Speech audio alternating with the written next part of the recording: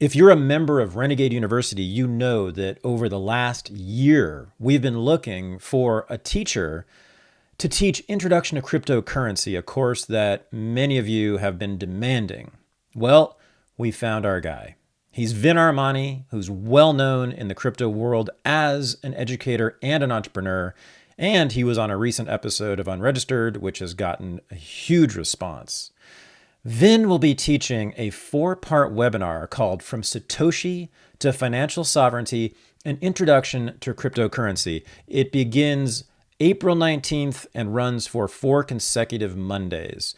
If you want to take this course, and it is filling up fast, go to renegadeuniversity.com and you'll see it on the front page, or you can click video courses on the left side and it'll come right up for you. Again, this is Vin Armani, the great Vin Armani's course, From Satoshi to Financial Sovereignty, 4-part webinar, an Introduction to Cryptocurrency beginning April 19th. Go to renegadeuniversity.com and sign up fast. Thank you. This is the Unregistered podcast, and I'm Thaddeus Russell. This is a show about ideas, people, and behaviors that are considered inappropriate, out of bounds, or beyond the pale.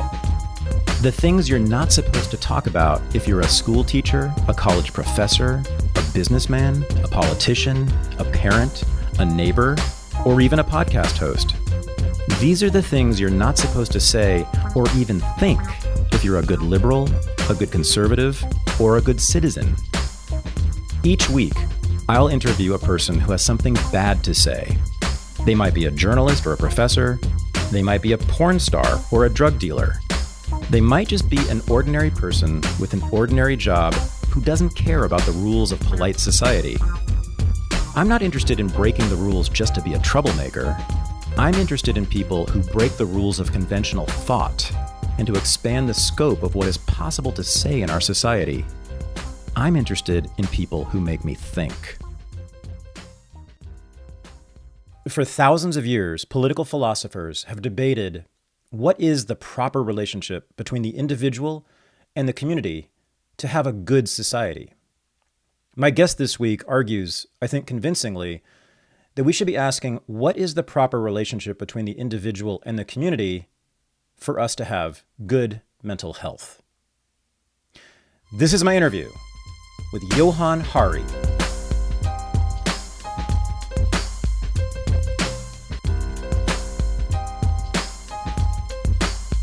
I am joined from London, England, although he's peripatetic. He spends much of his time traveling the globe, by Johann Hari, very well known author and speaker and all around fairly impressive, amazing guy. How old are you? You're a youngster. I'm 42 years old. I just look like a kind of baby or Down syndrome person. You're young though. I'm a lot older than you, so. And I'm impressed with how much you have done in your life already. It's very impressive. Having written 2 very important best-selling books that have shaped a lot of people's lives and done a lot more than that. Oh, and here's what I want to do. I want to ask you this, Johann. So you've written books, you've talked endlessly about people's feelings, basically, right? You're in the business of people's feelings. And I want to ask you, like, how are you feeling? How am I feeling? Yeah. You mean in these weird circumstances in which we find ourselves, or just generally at this moment? I mean, you could go either. I'll leave it to you. How am I feeling? Yeah. I am really happy at the moment. I feel really moved. The film adaptation of my book came out. The book is called Chasing the Scream, and the film is called The United States versus Billie Holiday. And it's really fucking moving, getting people. It's a really strange experience when you dig out a story as a journalist that's been kind of forgotten or half buried. And then 8 years later, there's a glossy Hollywood film of it, and people are talking and thinking about this story in a different way. Yeah. And it sounds really fucking pompous, but the truth is that how I feel is like we've avenged Billie Holiday. Yeah. You know, the film is basically the story of how the man who launched the war on drugs, a man named Harry Anslinger, stalked and played a role in killing Billie Holiday, the great jazz singer, because she had an addiction problem, because she was a Black woman singing a song against lynching. He destroyed her. And that story was kind of forgotten. You know, it was always there for people to see, but I tracked down people who'd known Billie Holiday. I spent a lot of time in Harry Anslinger's archives. I pieced it together in a way it hadn't been pieced together before. And I feel like, you know, I feel like what the people who made the movie have done, and I was part of that, I was the executive producer, it is avenge her. Right? You know, I think it was the British poet W.H. Auden who said, when someone is murdered, it's the job of all of us who survived to figure out who did it and to restore justice. And I feel like, you know, Billie Holiday never got justice in her life and Harry Anslinger died unpunished. But I feel that now, and for a very long time, whenever people Google Harry Anslinger, they're going to find out he's the person who played a role in killing Billie Holiday. So I feel happy is not the right word. Again, I know this sounds really pompous. I feel the satisfaction you feel when as much justice as can be done has been done. Right? Like, and it's belated justice, very belated. We're a long time from Billie Holiday's death, but I do feel like it's some kind of justice. For those who don't know, Harry Anslinger essentially launched the war on drugs in the early 20th century. And one of his prime targets and then victims was, in fact, Billie Holiday, who was arrested several times for possession of heroin, and did time in jail for this. And much of this led to her death at the age of 44. And, you know, we've all known about Billie Holiday's sad life, right? She sang about it constantly, and we've all known that. But you're right, describing the precise mechanisms by which she died, you know, and all the things that were deployed against her. I think that was largely unknown until your book came out. But also, it's really important, right? Billie Holiday was not killed by her demons. Billie Holiday was killed by our demons, right? You know, I remember Annie Ross, who was a great jazz singer herself, who was a friend of Billie's, when I interviewed her, said, you know, we've been told this story, oh, poor, weak Billie Holiday consumed by, you know, heroin. It's fucking bullshit. Billie Holiday was an unbelievably brave person, right? She is you know, one person described Strange Fruit, her song against lynching, as the musical starting gun for the civil rights movement. Right. And no matter how much the state tries to repress her and threaten her and intimidate her, her attitude was, fuck you, I will act as if I am free, right? And you cannot stop me. And this, you know, her own dad had been killed by racism. His name was Clarence Holiday. He was a musician. He was traveling in the South and he got ill with, I think it was septicemia, but something that's relatively easily treated. And no hospital would take him because he was Black, and he just died, right? He was in his 30s. She knew, not in some, you know, woke hysteria, but in a very real sense, what racism did to people. And her attitude was, fuck you, you have no right to do this, and I will not let you. And you know, it sounds, I don't know, again, I'm conscious this sounds a bit pretentious, but now when I think about Billie Holiday, and I was thinking about historical analogies for her, the person she reminds me of is Tank Man, the man who stood in front of the tank in Tiananmen Square, right? So you think about that man, if people look at pictures of him, we still don't know his name, right? Because the communist tyranny that governs China has successfully removed even his name, right? But what do we know about Tank Man? We know from the photographs that he is carrying shopping bags, and it appears that he was a man who was just going about his daily life. He went shopping, he's walking through Tiananmen Square, which people did. It's obviously Central Square, it's like Times Square, and he saw a tank, and he knew it wasn't right, right? He sees a tank, he says, this tank has no right to be here. And he stands in front of the tank and he shouts at the tank, right? And the tank famously kills him, and his identity is eradicated. I feel like that is who Billie Holiday was, right? Billie Holiday was a person who was trying to fucking live her life, right? She was trying to survive, having been, you know, horribly abused as a child. That's why she had a heroin addiction.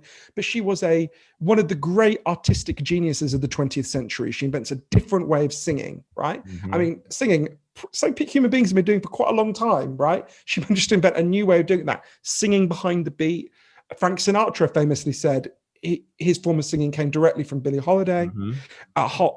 She transforms American music. She's a genius in the way that someone like Picasso was a genius, right? She sees something people have not seen before. She's trying to go about her life being her genius self. And she sees a tank, right? In her case, the tank was the insanity of the war on drugs, which she was extraordinarily prescient about right from the beginning, as many people in the United States were when the war on drugs begins. You know, Harry Anslinger is the first person to ever use the phrase war on drugs, right? And she says no. She sees a tank, she says no, and the tank runs her over. But we know Tank Man had the courage to do what was right.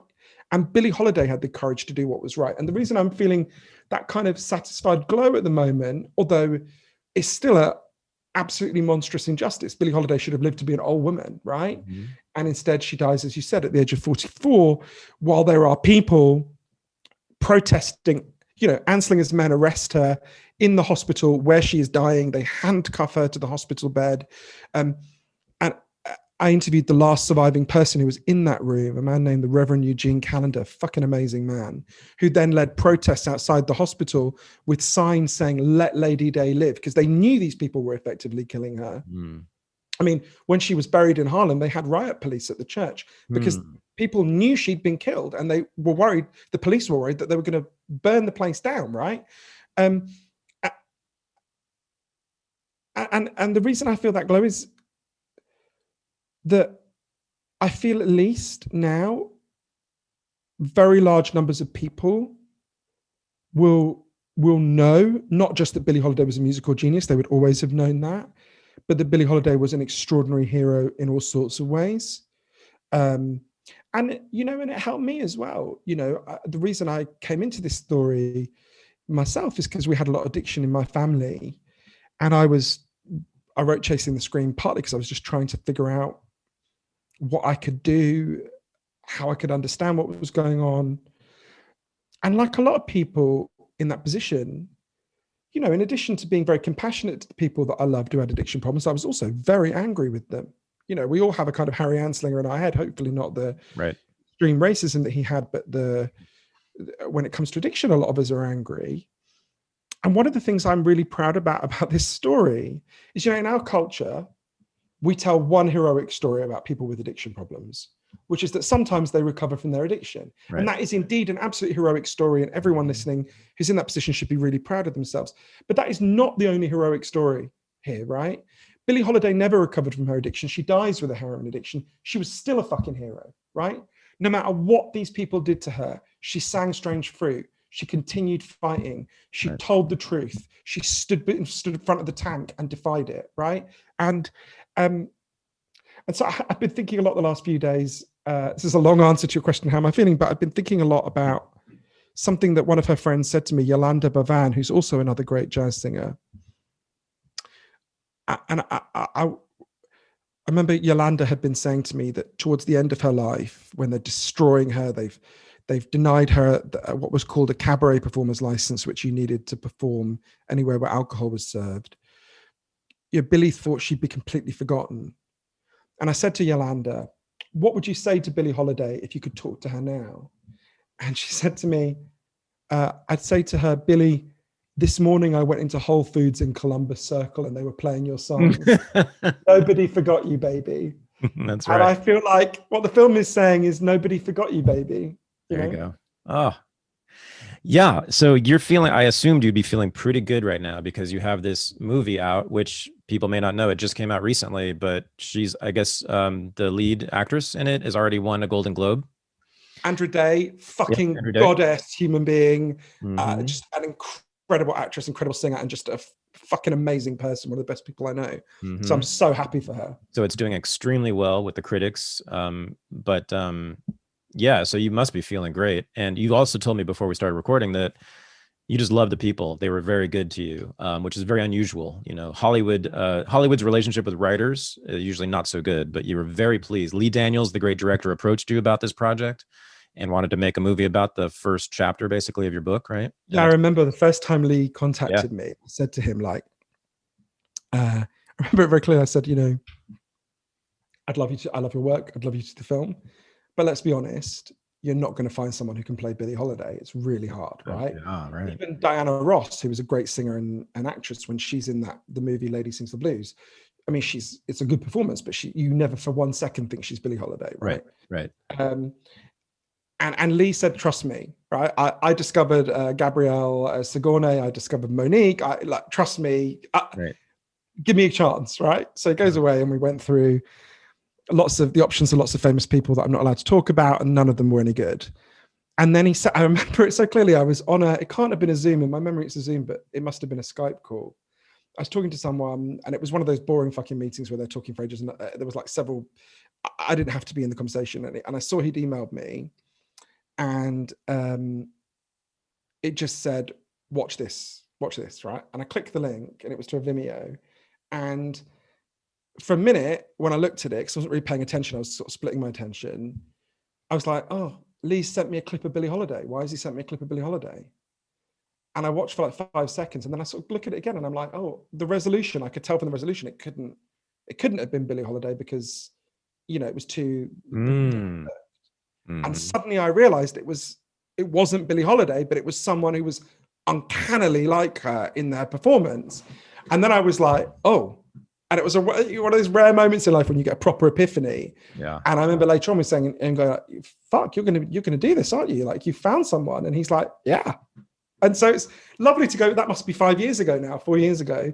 So to go from through that whole process, yeah, most writers I know who've had films made out of their book. I mean, I went in with a fairly mercenary attitude. Tom Wolfe said, the job of a writer in film adaptations is one thing: run up to the fence, grab the bag of money, run away from the fence, right? Exactly. And my attitude was like, like, I hope they do a good job, but in a sense, I've done my job. I've written the book, and they, and they can do what they want. But actually, I was surprised by how closely involved they wanted me to be, and how much they wanted to get it right, and how much they wanted to honor this story and tell the truth about the drug war and all these other things. So actually, it was just like, I mean, it couldn't have been a better experience. I really love the people who were involved in them. I mean, they're proper friends now, and I really admire them. And yeah, so I'm a smug bastard on this question. You deserve it. You deserve it. You're not lucky. You just deserve it. You did very good work that changed a lot of people's lives. So yeah, so you're feeling good on the one hand about what's going on with the movie and the vengeance you have produced for Billie Holiday. On the other hand, though, we are living. You also are. I said you're in the business of people's feelings. You are also essentially maybe our leading philosopher of loneliness. Your books about both addiction and depression and anxiety are really books about loneliness, right? And in part, I think it's one dimension of a big complex picture. Okay, they're definitely a significant part. We can argue about this, but for me, that's how I read it. And this is not a criticism at all. I mean, Sure. I see that loneliness is the theme here, and it's also the analysis, of what's really going on with depression and addiction. Well, look what we're going through as a society now, right? This is the loneliest time. And you, before the pandemic and the lockdown started, you were talking and writing about how the reason we have such trouble with addiction and depression and anxiety is because we are the first humans, meaning modern humans, to disband our tribes and to recede, into our little corners, into our little boxes, into our little Zooms, if that. And the toll this has taken over the last year, and it's been almost entirely about isolation and loneliness. The deaths of despair, so-called, right? The loneliness and isolation is at the base of all of that, of course, right? This is what's been forced upon us.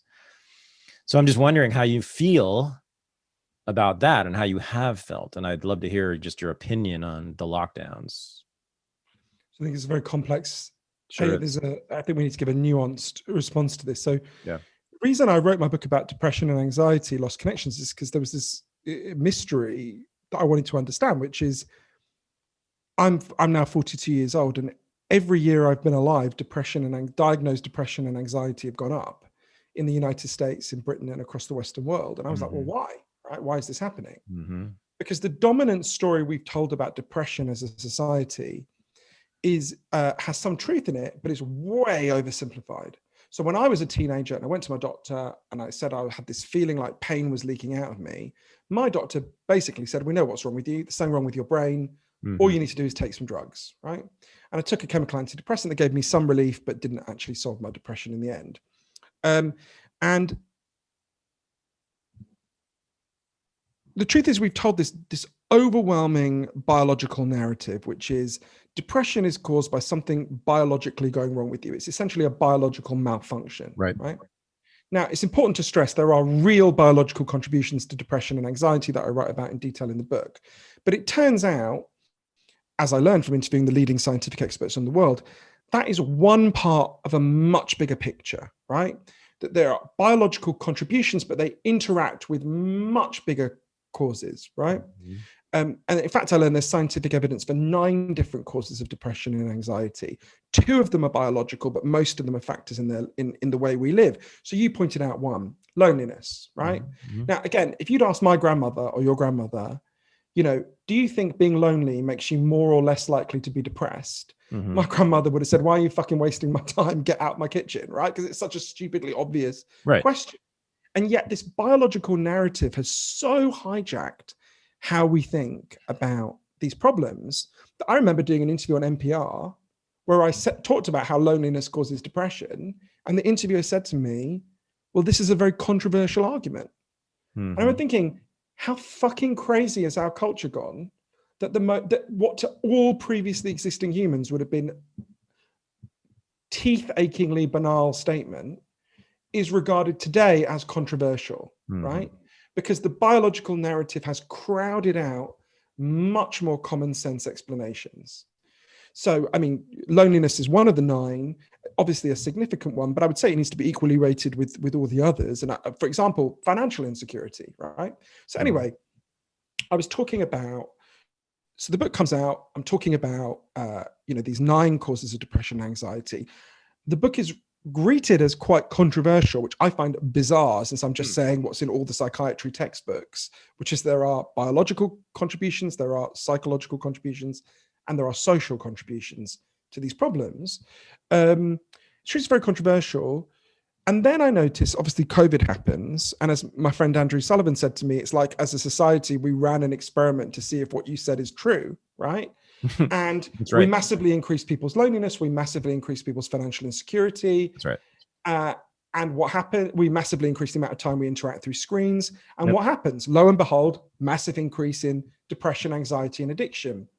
Now, some people, so I think it's really important to understand, A, because it helps us to understand why depression and anxiety were going up so much before COVID, and B, because it tells us some of the ways we need to respond differently as we emerge from this pandemic. And I can talk about them because the last third of Lost Connections is about places I went all over the world that had actually reduced depression and anxiety by building on these insights. But some people have thought that I would make, based on this, a third argument. I'm interested in, I suspect we disagree about this. And unlike a lot of lefties, I enjoy disagreeing with people and don't regard it as a threat or an insult. That's so why I'm really I'm keen to hear your thoughts about it. But so some people expected me to say, given what I've just said to you, therefore I oppose lockdowns. And that's not my position. And I stress, unlike depression and anxiety and addiction, I have not spent years researching this, and my views are essentially an informed consumer of the news rather than any kind of expertise. But there is one thing worse than being lonely and financially insecure, and it's dying in a pandemic. And it's very helpful that Sweden, I mean, it's tragic for the people there, but it is helpful that Sweden didn't lock down, because we can see the comparison point. And the relevant comparison point is to compare Sweden to Denmark, Finland, and Norway. And I know these societies quite well, where they did do lockdowns in the other Scandinavian countries. And it does appear that Sweden had a really much higher death toll with the same hit to its economy. So they didn't get the countervailing economic benefit, and they did get a really high death toll. And it would have been even higher had we tried to do this in the United States, for various reasons I can get into, because Swedish people are highly conformist. And if the government recommends they do something but doesn't mandate it, most of them do in fact do it. That would not have been the case in the United States or Britain. Also, Sweden has, as I understand it, has artificially low, or not artificially low, has lower deaths than we would in a comparable model, because in Sweden has exceptionally high number of people who live on their own.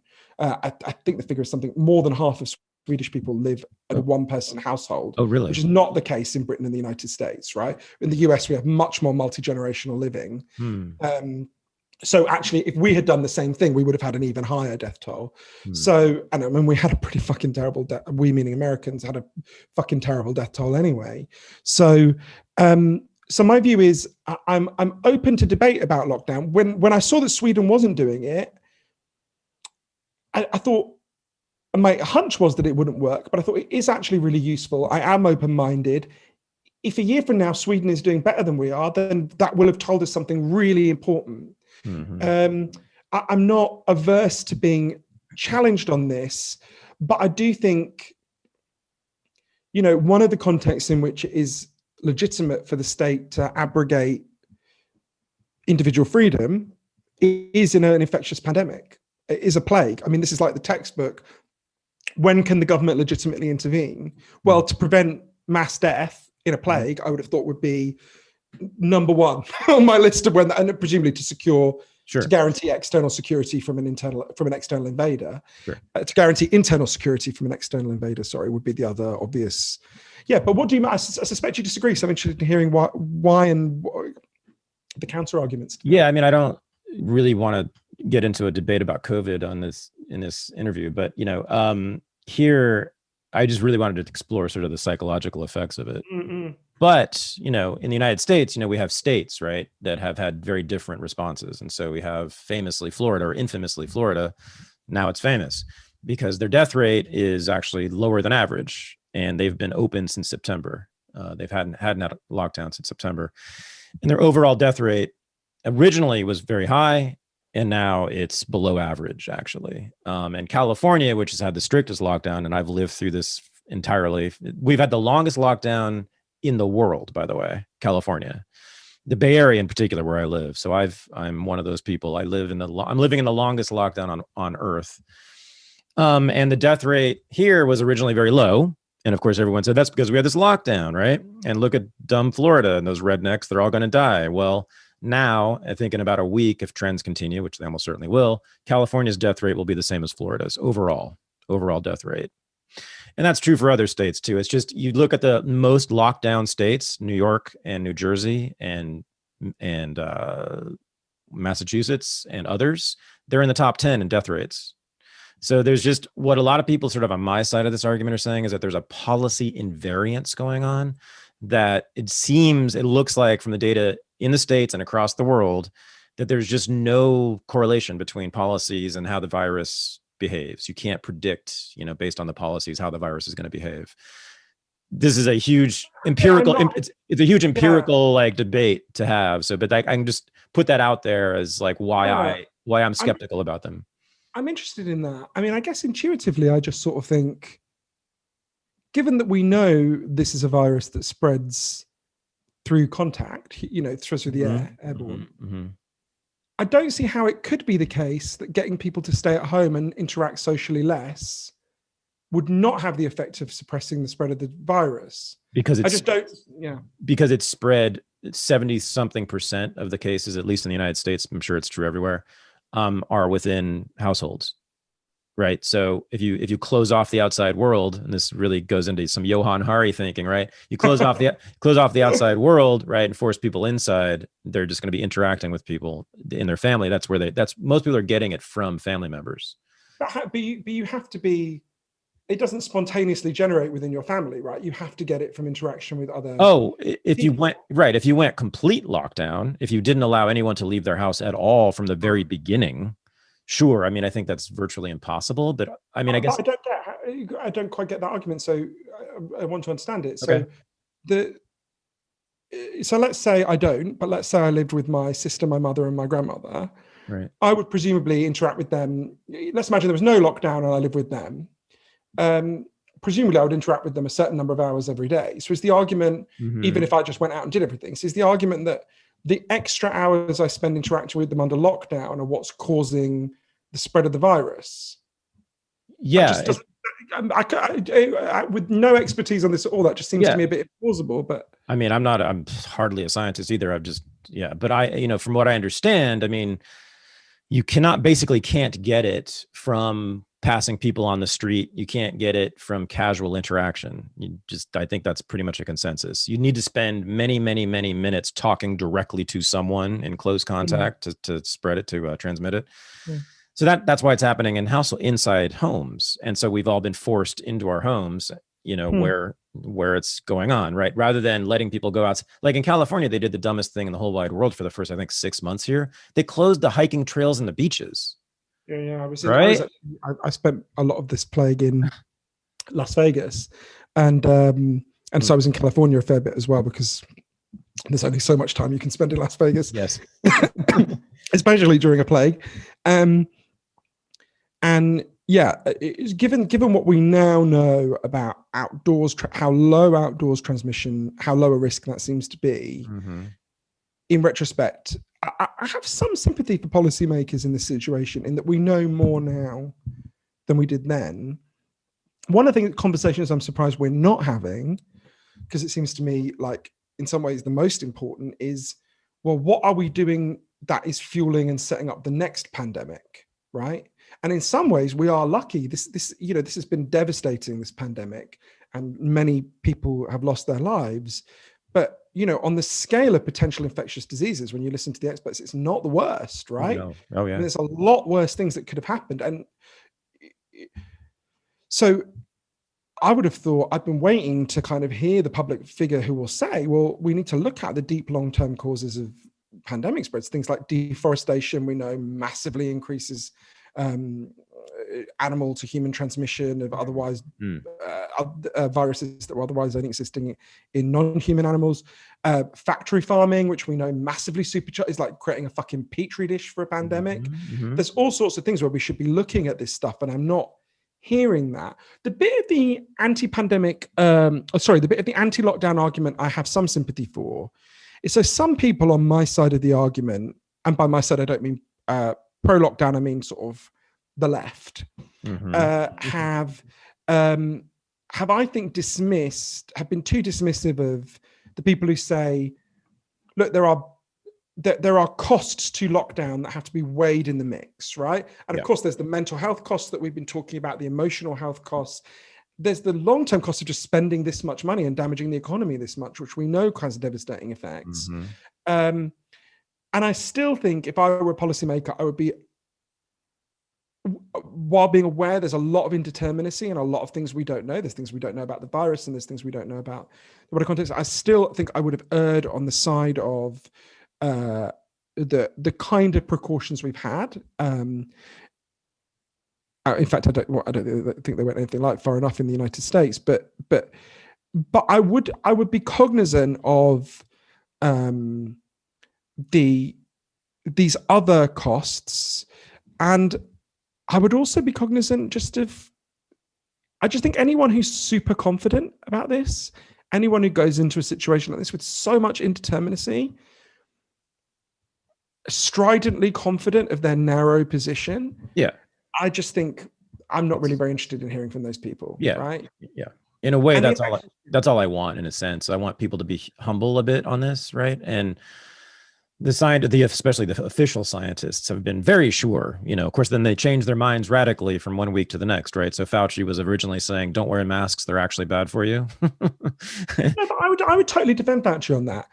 Scientific knowledge evolves, and scientists should articulate the best knowledge we have at any given moment. Sure. Oh, yeah. And it's not a sign. Actually, what we wouldn't want would be scientists who stubbornly clung to the position they took 12 months ago, despite the fact the evidence has evolved. And I don't think, actually on that, I would really defend the public health experts, and this is partly, I just think part of the problem is in Britain and the US we have, and I speak as someone who received this appalling education myself, we have fucking abysmal science education in our society. I mean, like abysmal, off the scale, terrible. And as someone who's tried to, I studied social sciences at university, and I've tried to really educate myself about science. I realize how unremittingly terrible the science education. We should have populations, as they do in Germany and Sweden and lots of other places, who are educated enough to know about things like, scientific uncertainty, things evolve, so I think, one of the super long-term changes we need to make is, I think we have a pretty bad education system across the board, but I think we particularly badly teach science, which is tragic because it's really fucking interesting. But yeah, on that point, I would defend Fauci and the others in that they were articulating the best knowledge at the time. And the World Health Organization have taken a real kicking.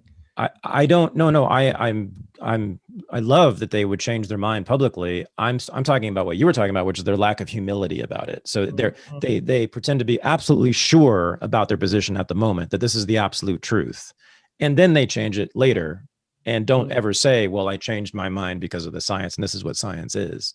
They speak like gods or dictators, essentially, right? Or people with godly knowledge. That's the problem. It's the lack of.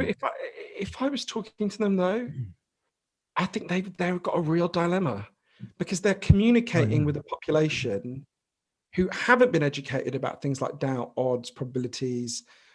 So you're in a very difficult position. If you're Anthony Fauci and you say, look, the balance of evidence is X, but it might be wrong. You then immediately get a whole lot of people go, oh, he says it might be wrong. He doesn't know. So we have an unrealistic expectation of the nature of scientific knowledge, which is, apart from very few things, almost everything is just balance of odds. This is most likely to be the case. This is the theory that we have that works best at the time. I think that's a difficult one. I genuinely wouldn't, if I was like a communication consultant advising Anthony Fauci, would I say, talk about the doubt and the odds? And so think about the vaccine, right? The truth about the vaccine is we don't know the long-term effects, but the balance of probabilities is it's much more risky to be vulnerable to COVID than it is to have the vaccine, right? That's what if you're asking me an honest, complex, nuanced position, we don't entirely know the risk of the vaccine, but I would kill to have the vaccine right now because the balance of risk is much greater if you're unvaccinated. If I was Anthony Fauci, would I say that to people? I can imagine a lot of people hear that and go, fuck, I'm not getting the vaccine. He's saying we don't know what the risks are, right? Yeah. I think that the public communication of over certainty, I think, is caused not by an arrogance on the part of these scientists in the main. Of course, I'm sure there are some arrogant scientists, they're human beings, but I think that's more caused by the fact they're communicating with a scientifically illiterate population. And that's no insult to that population. If someone isn't given an education, it's not their fault they don't know these things. Sure. And that's very hard. In a public health emergency, do you stick to the nuance, or do you communicate the thing that will be most effective in getting the best public health outcome? That's a difficult one. I genuinely don't know what I would advise on that. There are many people who are arguing that the government responses to it across the world will actually cause more death and destruction than if the lockdowns hadn't existed. I'm fairly persuaded that if no governments existed on Earth, that we would have fewer deaths and destruction now, after a year of this. I mean, I guess you and I are both acting on instincts based on slightly different political principles. Totally. That's not. I just read this book called 1666 about London during the plague, the bubonic plague, where, like, I forget, I'm going to get the figure wrong, but something like a third of the population died. And of course, this isn't the bubonic plague, but and we would not have had anything like those numbers. But I don't know. I mean, we don't know. We'll know in a few years' time when we can do retrospective analyses. Yeah, my instinct is you'd be better off taking the risk of the negative costs of lockdown than the risk of allowing a global pandemic to run completely unhindered. Well, all I know is I want to move to Florida for the first time in my life. I never thought I'd ever find that. I never thought I'd find that state appealing at all, but now it looks like paradise to me. I secretly quite like Florida, actually, but I've never really been there, so minority taste. Miami is kind of an amazing, incredible place. I know. I really want to go there. A year ago, Carlos and Vanessa Abelar had a CBD store ready to open in San Antonio, Texas. It was beautiful.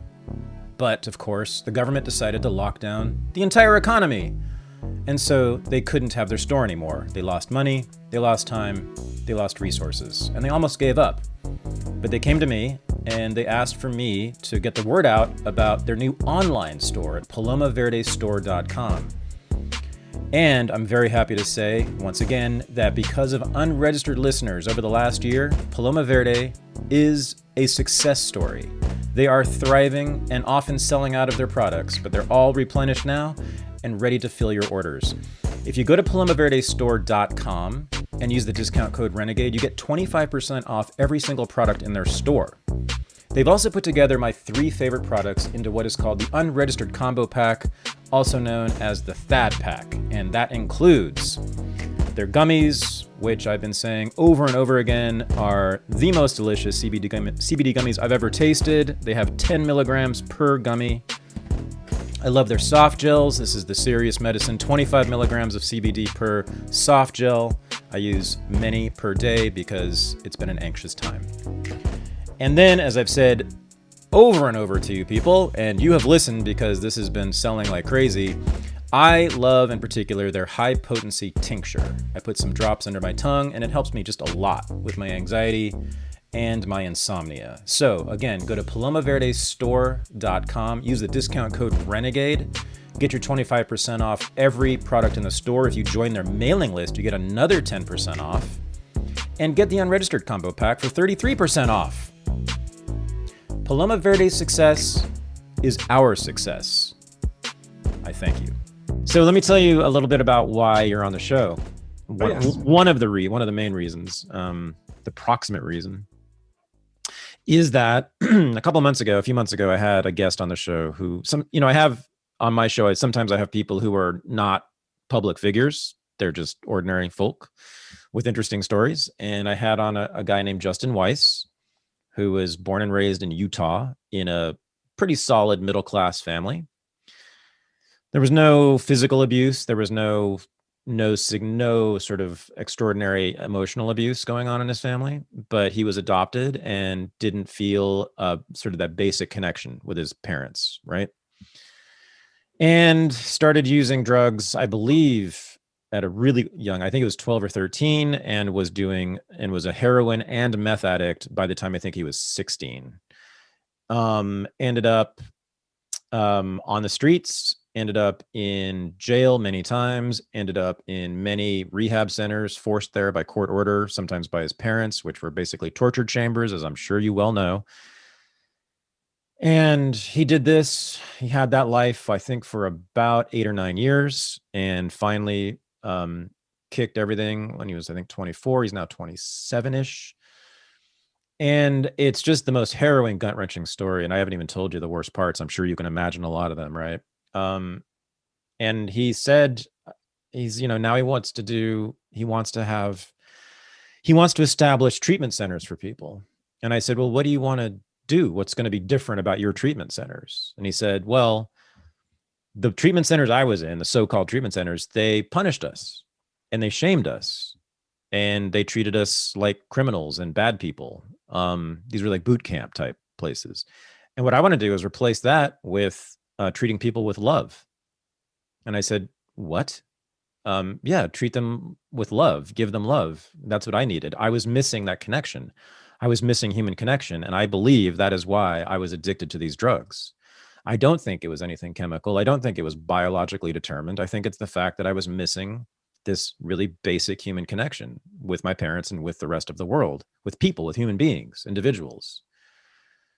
And I said, where did you get these ideas from about your life and about drugs and about the cause of them and about how they should be?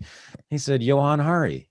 Johann Hari's Chasing the Scream helped me get off drugs, and it gave me this new vision for how we as a society can treat people differently and better. And he texted me this morning and said he can't wait to listen to this interview, Johann. He is as you might imagine, just a giant fan of yours, but he is committed to doing what you've been prescribing in your books, both books, I think.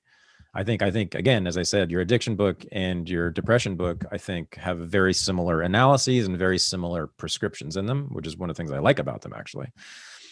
But I just wanted to tell you that you're having that kind of effect on people. I'm sure you know this. I'm sure this is not the first story, but it really hit me, and I've been very curious about your argument. And so they immediately began researching you and getting into your arguments about this. But I just wanted to let you know that's one of the reasons I brought you here.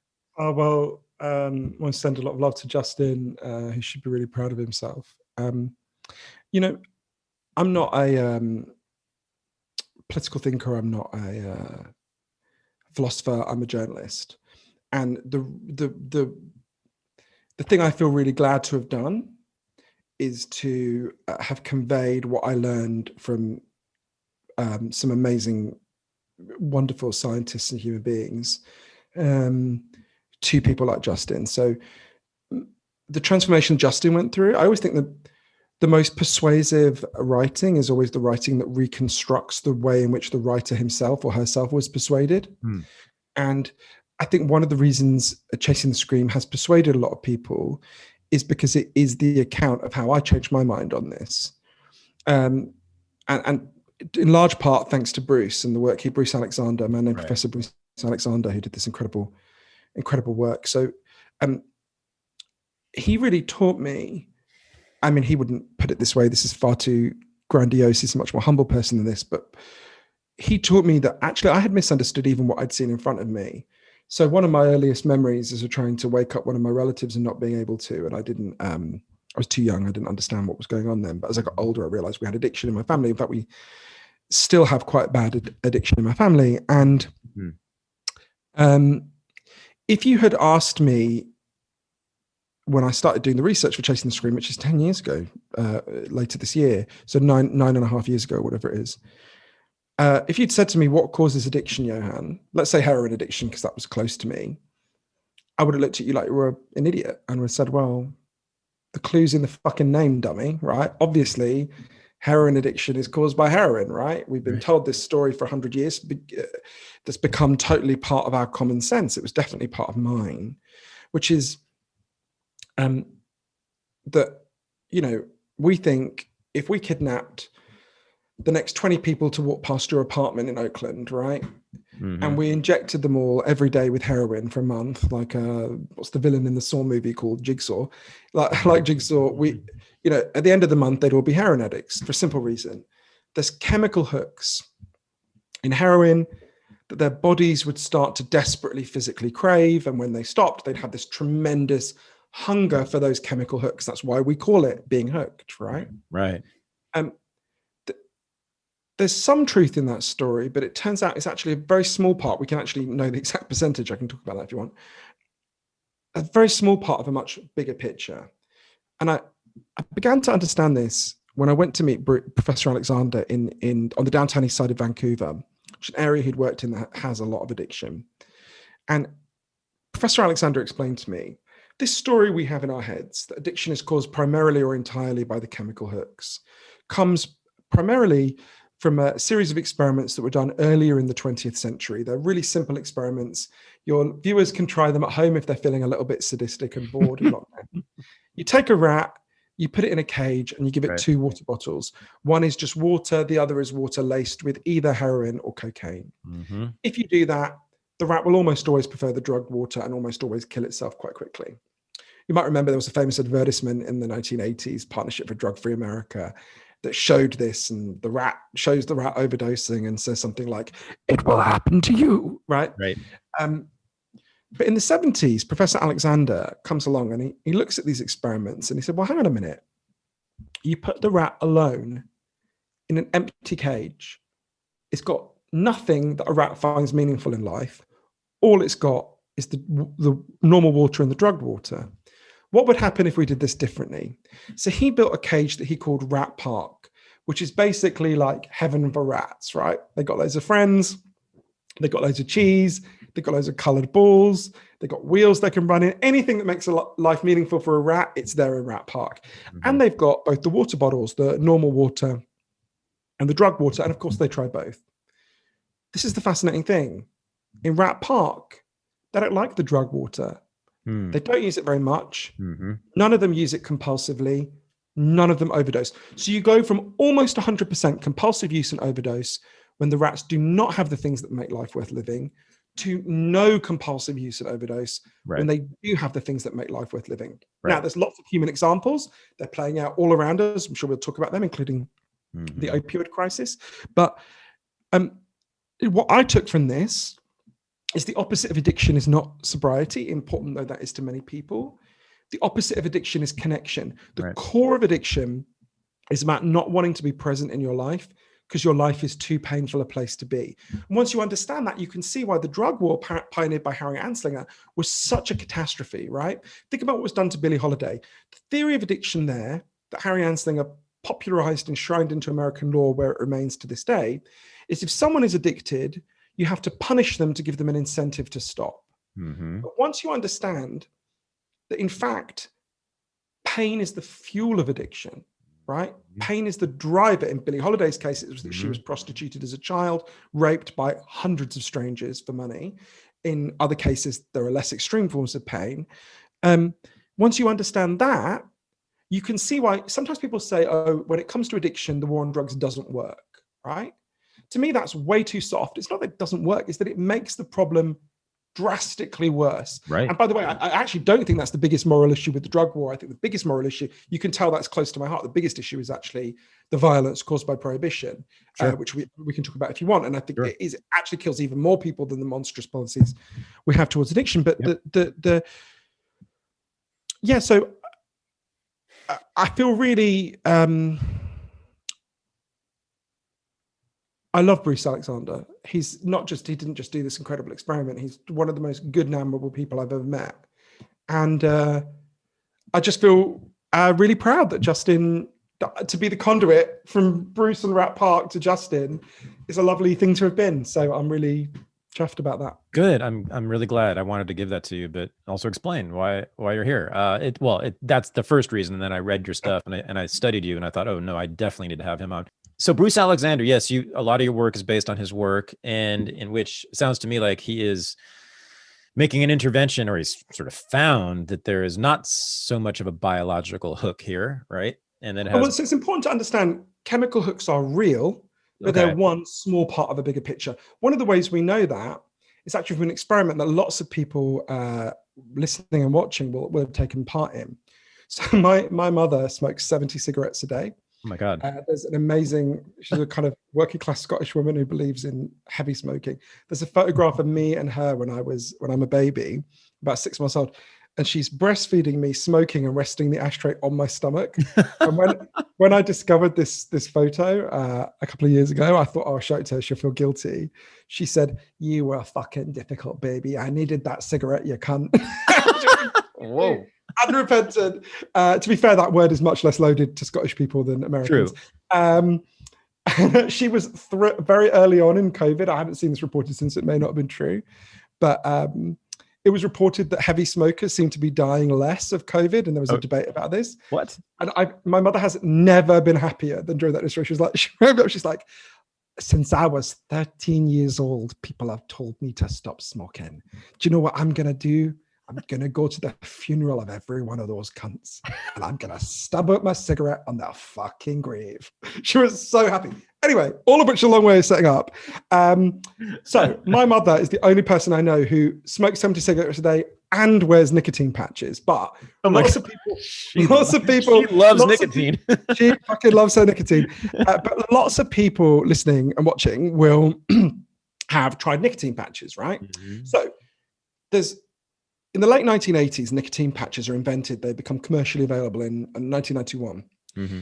And there's this huge wave of optimism, but for a few reasons. Scientists have shown, and this is uncontroversial, entirely consensual, nicotine, the chemical hook that you physically crave when you stop smoking is nicotine, right? That's the thing in tobacco that you physically crave. Mm-hmm. And nicotine is one of the most powerful chemical hooks out there. You really will physically crave it if you smoke for a while, tobacco, and then stop. Mm-hmm.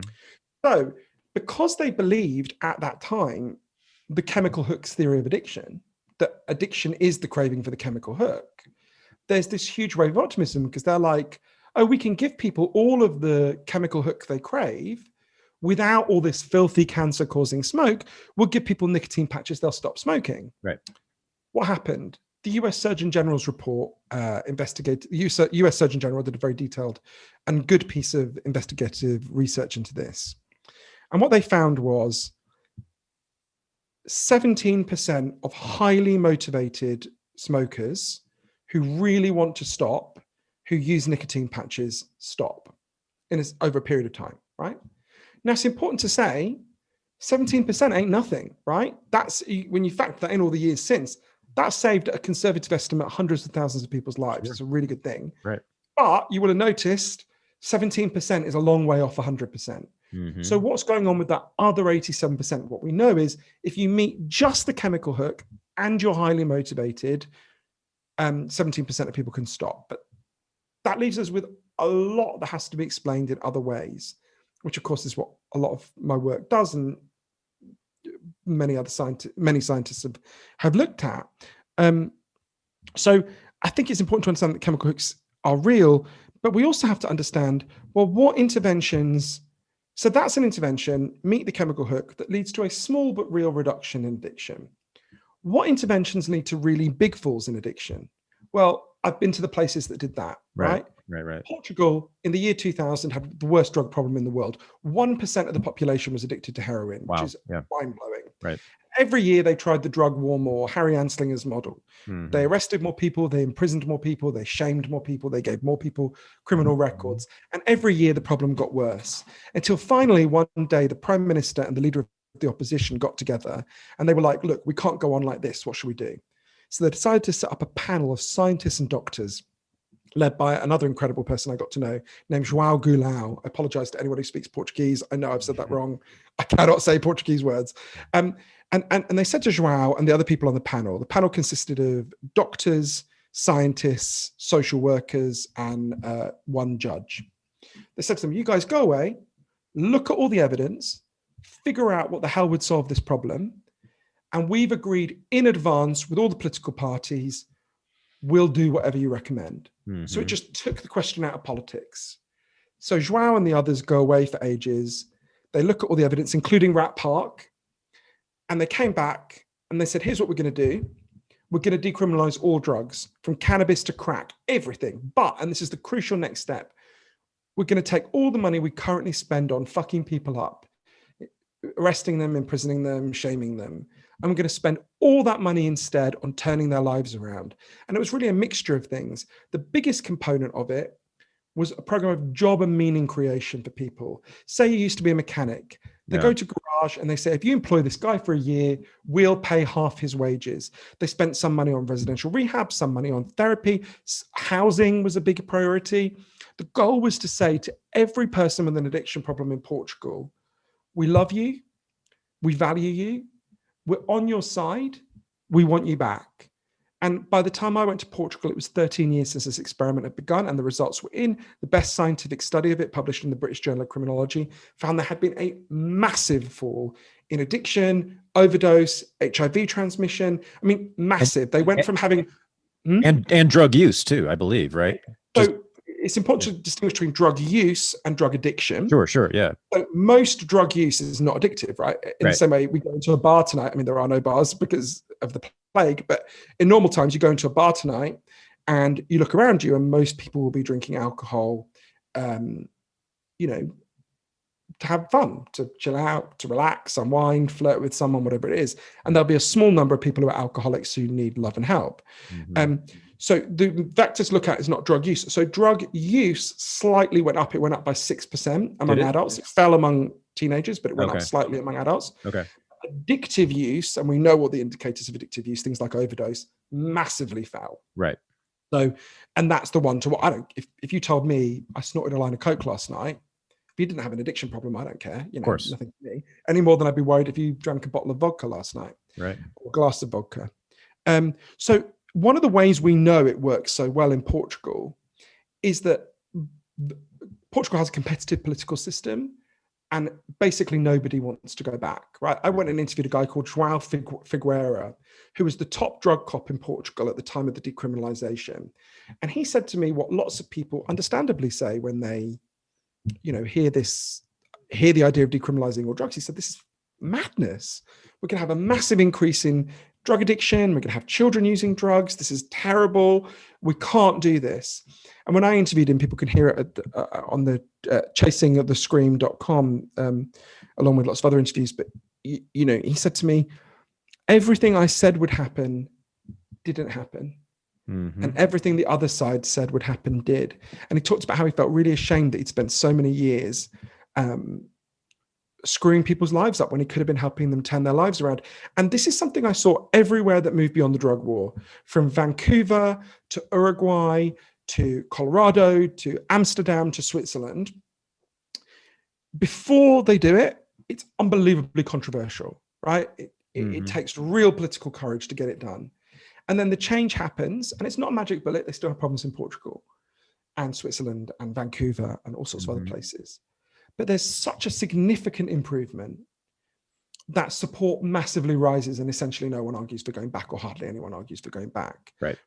The one thing you can sense of the drug war is the United States has given it a fair shot, right? We've done it for 100 years. Yeah. We've spent $1 trillion. Yeah. At a conservative estimate, we've killed hundreds of thousands of people. Oh, yeah. We've imprisoned millions of American citizens. Yep. We've destroyed whole countries like Colombia and El Salvador and northern Mexico. And at the end of all that, we can't even keep drugs out of our prisons, where we pay guards to walk around the wall perimeter the whole time. Right? Mm-hmm. That policy is never going to work. So what we have to look at is, okay, where has succeeded? We need to start copying the places that have succeeded and stop copying the places that have failed. Yes, your work on Portugal. I've been following the Portugal example for a while. By the way, are they going on 20 years now? Yeah, it will be. I mean, there's a debate about when the decriminalization the exact start date, but it's it'll be 20 years next year. Yeah. Right. And the data's in, as you said, and there's more and more of it. Well, the European Centre of Drug Monitoring and Control, which is the kind of an absolutely neutral statistic gathering body that uses the same techniques in every European country. Okay. And it's just a kind of has no dog in this fight. Now puts Portugal, I think it's second lowest in the entire European Union, all 27 or 26 countries now because Britain left, 26 European Union members. I think it's the second bottom now for these outcomes. So if you could just combine Portugal and Florida, that would be my utopia. Right? Portugal's actually quite a lot like Florida in that it's like sunny and nice and they got lovely beaches. But Florida's not going to be decriminalizing drugs anytime soon, I don't think.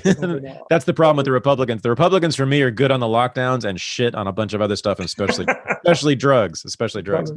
Yeah, they want a rather extreme form of lockdown, which is they will put you in prison. Right? I would say that's the harshest lockdown you can get. Yeah, which you agree is the best way to treat a drug addict. If you can get the Portuguese mindset around drugs and the Florida one around lockdowns, I'm going to move there, whatever that is. But yes, Portugal. So I love it. I use it all the time as my counterexample to all the drug warriors. And by the way, I love the way your quick description of the drug war. I would love to flesh that out more, but we could actually stop right now and talk about this. Let's do this. Is it not World War III? The drug war is World War III, in my view. I don't see how it cannot be. It is in almost every country. It has killed far more people than in many, formal wars. It's been going on for decades. It's the Third World War, is it not? It's directed by the leading superpower. What do you think? Yeah, well, it began. Well, for me, the biggest moral issue around the drug war goes to exactly what you're saying. I think your characterization of it is totally right. And I think it's important for people to understand the way in which the drug war generates huge amounts of violence, right? So we've talked about the way in which it causes much higher deaths of people with addiction problems. Yep. And it's obvious that it imprisons just ordinary drug users, right? To flesh that out very much, it's obvious. But I think the mechanism by which it causes violence needs to be spelled out to people, and it's really important. The best way I would explain it is, if you now went to try to steal a bottle of vodka, right? Let's imagine you just go to your local store and you try to take a bottle of vodka. That store catches you. They don't need to call the cops, right? If that store catches you, they don't need to be violent. They don't need to be intimidating. They can just call the cops, right? And the cops will come and take you away because they have the power of the law to uphold their property rights. Right. Okay, now imagine you don't want to steal a bottle of vodka, you want to steal a bag of Coke or a bag of weed in states where it's not been legalized, right? Mm-hmm. If the guy who sells that catches you, obviously he can't call the cops. The cops will come and arrest him. He has to fight you, right? Yes. Now, in fact, he doesn't want to be having a fight every day, so he has to establish a reputation for being such a badass that no one would be so stupid as to fuck with him, right? Yep. In fact, he has to establish his place in that neighborhood through being violent and intimidating. Mm-hmm. The war on drugs creates a war for drugs, as Charles Bowden, the journalist, put it, right? Yes. Now, that is bad enough on a street corner in any part of the United States, right? Milton Friedman, the Nobel Prize-winning economist, calculated in 1986 that dynamic caused an additional 10,000 murders every year in the United States. It's bad enough there. It's much worse on the supply route countries. I spent a fair bit of time in Juarez in northern Mexico, just after the height of the slaughter there. One of the central characters in Chasing the Scream is a guy called Rosalio Reta, who was a hitman for the deadliest Mexican drug cartel, Los Zetas, who murdered butchered and beheaded about 70 people. Spent time in El Salvador, in Colombia. Pablo Escobar's son, Sebastian Marroquin, said to me once when I saw him in Buenos Aires last, he said, the only thing my father truly feared was the legalization of drugs. And if you want to understand how much of this violence is caused by prohibition, just ask yourself, where are the violent alcohol dealers, right? Everyone knows who Al Capone was. When alcohol was banned, alcohol sellers were violent, murderous gangsters. I doubt anyone listening to this knows the name of the head of Smirnoff or Coors or Heineken, right? What's the difference? There's one difference. It was illegal. Then it was a violent market controlled by war for alcohol. Then there's a guy at Harvard, Professor Jeffrey Myron, who's done great work on this. He did a graph of violence in the United States in the 20th century. It massively spikes up when alcohol is banned, and it drops like a fucking stone the day alcohol is legalized again, right? Yep. For all the reasons that we know. Yep. So you've got to understand that. So, you asked a thing. I was trying to persuade Jeffrey to do this, and we were trying to, years ago, I was trying to think about who could fund this, but it's not something I can do. I don't have the expertise. But I was trying to say someone should calculate an approximate death toll from the global war on drugs. Oh, yes. Because if you think about, if you just took, and bear in mind this is a global dynamic, but if you just took northern Mexico, Colombia, and El Salvador, just those three countries, or let's say Central America, just them alone, I haven't looked at the figures in a few years, but I suspect, certainly a few years ago, that figure dwarfed the war in Syria, for example. Sure. We talk all the time about the war in Syria. Quite rightly, it's an absolutely horrific catastrophe and tragedy. Sure. I don't know what we can do to solve the war in Syria. I know what we can do to end this violence, right? But part of the problem is that when people hear, so there's this phrase that's used a lot in the media, drug-related violence, right? And what people picture when they picture drug-related violence is someone using drugs, losing their shit and attacking someone, right? And that does happen sometimes. There's a guy called Professor Paul Goldstone who did a study also in 1986 of everything that was classed as drug-related violence in New York City that year. And if I remember the figures rightly, something like 3% of what was classed as drug-related violence was people using drugs, losing it, and attacking someone. Right. About another 4% was people with addiction problems, like burgling a house and getting caught, or trying to commit a property crime, getting caught and that going violent. But the vast majority was not that. It was this prohibition caused violence. It was dealers trying to protect their patch, right? Yeah. And I learned about this from so many. One of the heroes of my book is Chino Hardin, a trans crack dealer in Brownsville in Brooklyn, who is one of the wisest people I know, who talks all about that. I mean, Chino is just an amazing person. And also tell it through Rosalio Reta, the hitman for the Zetas, who is not one of the wisest people I know. But not one of the best people, that's for sure. He's not very wise. He was kind of, if I was going to set up an international drug cartel, he wouldn't pass the interview. But although I feel quite sorry for him, So you're totally right. And I was trying to say, like, who could we, and if anyone watching this, you should do it. Just calculate the death toll. If you add the prohibition caused violence, you added the deaths from addiction, if you factored in all the people who died of HIV, because we don't have the drug policies that are proven to reduce the spread of HIV among intravenous drug users. I mean, in Russia alone, I think that's 1 million people, or maybe 800,000 a few years since I looked at the numbers. So we're talking about incalculably vast numbers of people. And I remember, so the kind of modern prohibition of drugs, it's a debate about when it happens, but one of the dates that you could give is the passing of the Harrison Act in the United States in 1914. And that's obviously the year the First World War began. And I remember thinking about this and thinking, God, you think about those graveyards in France of all the crosses of all the people who died in the First World War. Imagine a graveyard like that for the drug war. Oh, wow. It would be incalculably huge. And the First World War was nightmare beyond nightmare. It lasted for 4 years. Yeah. We're still fighting the global drug war, right? Right. I mean, there's this great line Harry Anslinger said. I mean, it's monstrous, but I think it's so revealing. When the US was, so the US introduces the drug war, promising that drugs will disappear from the United States. Mm-hmm. Your viewers and listeners will have noticed they did not disappear. And at that point, it is Harry Anslinger sort of announces the reason they haven't disappeared is because the rest of the world hasn't done it, right? Mm-hmm. So the evil Mexicans, he was exceptionally racist even by the standards of the day. But he would often talk about, I won't use the words he used, but about Mexicans. So it's this idea that Mexicans and the Chinese were flooding the United States with drugs. So he tried to persuade and coerce every country in the world to ban drugs. And in the aftermath of the Second World War, when the US is by far the most dominant power, the US finally has the kind of power to really make countries do it. They threaten to cut off trade and loans and things.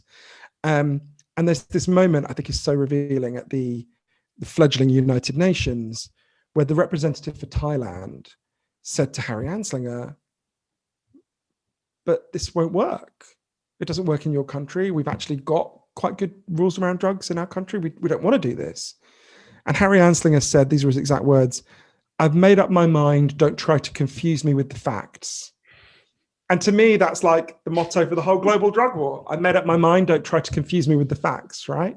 Yeah, that's American politics on all sides, basically. Yeah, right there. Especially lately. One of my best friends over the last couple of years he is a lifelong drug dealer. I think almost entirely cannabis until recently when he moved into mushrooms. But he was one of the major cannabis dealers on the West Coast for a couple decades. And when I met him and he told me this, my thought was, oh, well, he's a drug dealer, but it's weed. I mean, that's not that big. And especially in California, it's not going to be that scary, whatever. So we started hanging out and I love him and he's brilliant and he's a wonderful guy. But almost every time we talk, which is fairly often, probably about once a week, he tells me about something regarding violence, a hitman, the need to go beat somebody up, the need to go physically take back some money that was stolen from him, and it, I'm like a bougie professor, basically, like I don't, this is a world I'm not used to. But it, it's interesting. Of course, it's all because of the black. Oh, I was going to say what you said about the black market creating the violence is 100% correct. That is exactly the right analysis. I'm just giving a personal anecdote about how I've sort of felt it in a way. Just this incredible darkness that he lives with all the time because of the violence. And it scares me, I worry just to be around him sometimes. And this is just cannabis, which has been somewhat less violent, but it's part of the game if it's going to be illegal. That's just I'll go further. It's a structural requirement of a market operating under prohibition. Correct. I had an insight. This is also an anecdote, but I had an insight onto this. That's right. About 7 years ago, I've got a friend whose husband likes raw milk. Right? Isn't it? Sorry, go ahead. Yeah, go ahead. No, yeah. So I got a friend whose husband likes raw, unpasteurized milk, whatever you call it, that you can't legally buy in New York City. Mm-hmm. It's banned. I don't know why. I haven't looked into it. Presumably for health reasons. But because enough kind of hipsters want it, there's an illegal market in raw milk where someone in upstate kind of brings it down and sells it. So I happened to be with my friend. We were just chatting, and he said, "I've got to go and get some milk for my husband." So we walk over to the milkwoman, who operates out of a van somewhere in, I forget where, Bushwick, and we turn up, and she's this kind of woman in her 50s, and she's crying, and we said, "Oh, what's wrong?" And she said, someone came and stole my milk. They threatened me and they stole my milk. And I thought, oh, you're learning the first rule of prohibition. That's right. Look like you and operate in an illegal market. That's right. Right? Because what are you going to do? You can't now go to the police. That's right. So next time, if she doesn't just get out of the market, next time she'll have a fucking big guy with her who'll look really threatening. Yeah. And if anyone tries to steal it, he'll beat them up or threaten them with a gun. Right? Yeah. Right. It's not that. Of course, there are some people. If I think about Rosalio, who was from the age of 14 to 17, murdered about 70 people who I got to know. If you think about Rosalio, I think Rosalio would have been drawn to violence in any circumstances. Exactly. But I cannot believe that there would have been any other market that would have armed and trained a 14-year-old boy to become a butcher in the way that they did, right? So some people go, oh, well, it just attracts the people who would be violent anyway. Well, if that were true, then violence would not have massively fallen at the end of alcohol prohibition. This is it creates an enormous financial incentive and necessity for a significant part of the population to be violent. It's almost like having a pocket of a pre-state activity within a democratic state, right? And so it causes this violence. So for me, the biggest moral question, there are obviously many moral questions around the drug war. I think it's monstrous that we punish and imprison people for consensual activity, who just are exercising their liberty to use drugs. I think it's monstrous that we kill lots of people with addiction problems who would otherwise live. But for me, the biggest, if I think about the time I spent in Colombia and Mexico and that violence you see all over the world plays out to some degree everywhere that has prohibition. I mean, Gothenburg in Sweden, as peaceful and quiet a place as you can imagine now, has had a spate of shootings between rival drug dealers, right? So literally everywhere that has prohibition has this problem to some degree, although obviously it varies. And we can end it. We can end it. Right. I was going to say that violence is the criminal justice system of the drug market, of the drug world, right? Right? That's what you described it perfectly well. Yeah, I mean, that's exactly right. I also think it's important to say, because I mentioned Portugal before, it's important to understand the difference between decriminalization and legalization. So what Portugal has done is decriminalization. That means they no longer criminally punish users and addicts, but users and people with addiction problems still have to go to criminals to get their drugs, right? So decriminalization solves part of the problem. It stops the monstrous punishment of drug users, and it stops the shaming and stigmatizing of people with addiction problems. That's hugely valuable, but it doesn't solve the third bit, which is to me the biggest bit, which is the violence caused by prohibition. To do that, you have to legalize. And it's important to say what legalization does and doesn't mean.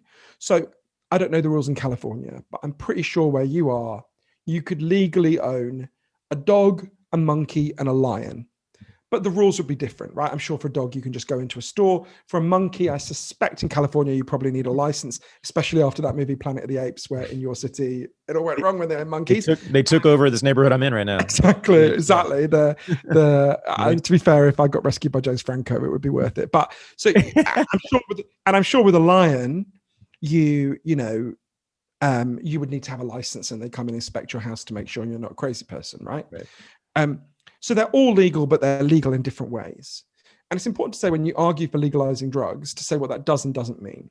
So we would need a tiered system comparable to that, right? So there are some drugs I would argue should be legal. I mean, one of the great benefits of legalization is you can regulate a product. You can't regulate an illegal market.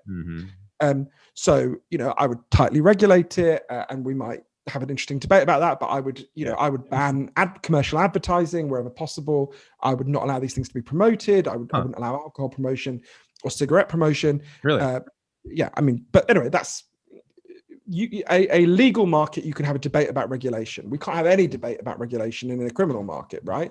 Pablo Escobar does not care about how you want to regulate him. Why would you not allow advertisements for drugs? I mean, this is a different question about commercial speech. I would just ban a lot of commercial speech. Oh, in general, not just for drugs. Well, I would say things that cause some harm to some people. It's important to stress drugs give a lot of people a lot of pleasure, and they cause some problems for some other people, right? Yeah. And they contribute to problems for other people. And so I'm in favor of banning tobacco advertising, because I just think letting people promote something that causes cancer and, is quite addictive. I just think the benefit of that is not sufficiently great I personally think the benefit of banning it is greater than the benefit of permitting it. I'm a First Amendment absolutist for individual speech. I don't regard corporations as individuals. We can have a debate about that as well if you want. But it's that you don't regard commercial speech as speech. Yeah, I regard. Yeah, exactly. I would as legally protected speech. That's what you. Exactly. Yeah. Okay. And that seems to be the position of the law in the United States, in that tobacco advertising is banned in a lot of places. That's right. So I would broadly agree with that general interpretation by the courts. Okay. But sorry, to go back to legal regulation. So some drugs I would legalize and regulate, like alcohol. Cannabis being an obvious example. You mentioned mushrooms. I think there's probably a case for that. Ecstasy. I think what we should do is experiment with different models of legal regulated sale. And that might mean different things for different places. It might be, think about absinthe, right, which is a very potent form of alcohol. There are I believe, so I know that in Europe, in some parts of Europe, I'm still nostalgically thinking of Britain as part of Europe, but that's a different question. There are licensed absinthe bars, which are it's not just any bar can sell it, right? So it may be we want to have licensed music festivals where people can buy ecstasy, or we want to experiment with different models, right? We've had 100 years of having one model that has catastrophically failed. We should experiment with different models of moving towards a regulated market. Now, there are some things that I would not put into a regulated market, but I would have other models of legalization. So I think it's important to explain this is not an abstract question. I'll give you the example of Switzerland. This is close to me again, because I'm a Swiss citizen. My dad's from Switzerland, although obviously I'm British. So Switzerland, again, the same time Portugal had a massive drug problem, Switzerland had a massive drug problem. Big heroin crisis. People might remember really terrible scenes from Swiss streets, people like publicly injecting each other in the neck, really grim stuff. And Switzerland is not a really conservative country. If it was a state in the union, it would be Utah, right? Right. My Swiss relatives make Donald Trump look like AOC, right? And Swiss people were instinctively punitive about this question. They tried it, and it just metastasized the problem. And then finally, Switzerland got its first ever female president, a fucking legend named Ruth Dreifuss, who I've become friends with. And Ruth explained to Swiss people, when you hear the word legalization, what you picture is anarchy and chaos. She said, what we have now under the drug war is anarchy and chaos. We have unknown criminals selling unknown chemicals to unknown chaotic drug users, all in the dark, all filled with violence and disease. Legalization, she said, is the way we restore order to this chaos. And I think this is a particularly important model because it was a model of legalizing opioids, because Switzerland had a dreadful death toll from heroin, right? Worse than the current opioid crisis in the United States. And they solved that crisis. And this is how they did it. So they legalized heroin for users. That doesn't mean in the Swiss equivalent of CVS, there's a heroin aisle where you go and buy your heroin, right? That's not how it works. If you have a heroin addiction, you can be referred by your doctor to one of a range of options. If you want abstinence-based treatment, you can get that. If you want methadone, you can get that. But one option is that you can be legally prescribed heroin. So I went to the clinic. I spent some time in the clinic in Geneva to report on it that does this. By the way, Ruth, the former president, lives opposite this clinic, which I think tells you something. So if you've got an addiction problem, you're assigned to that clinic. You go at 7 o'clock in the morning because Swiss people believe in doing things insanely early. This is a constant argument between me and my dad. You go in and you're given medically pure heroin by the nurses. Right. You can't take it out with you, partly because they don't want you to sell it on the street, but mainly because they want to monitor you while you use it. You then shoot up. They will give you any dose you want, except for one that would kill you. You then shoot up and you leave to go to your job because you get given loads of support to get housing, work, and therapy. And but again, by the time I went there, it was 15 years since this had begun. In those 15 years, how many deaths do you think there had been on legal heroin in Switzerland? Right. I mean, negligible, probably, or none. Zero. Not a right. single person. There had been a massive fall in the illegal market because who wants to buy shitty, expensive street heroin when you can get the good stuff from a clinic, and zero deaths inside the legal program. Not one person. More people have died in the United States of heroin overdoses since we started talking by a long way than have died in the 15 years that Switzerland has had. Yeah, right. There was also a massive fall in other forms of crime because burglary, mugging, street prostitution.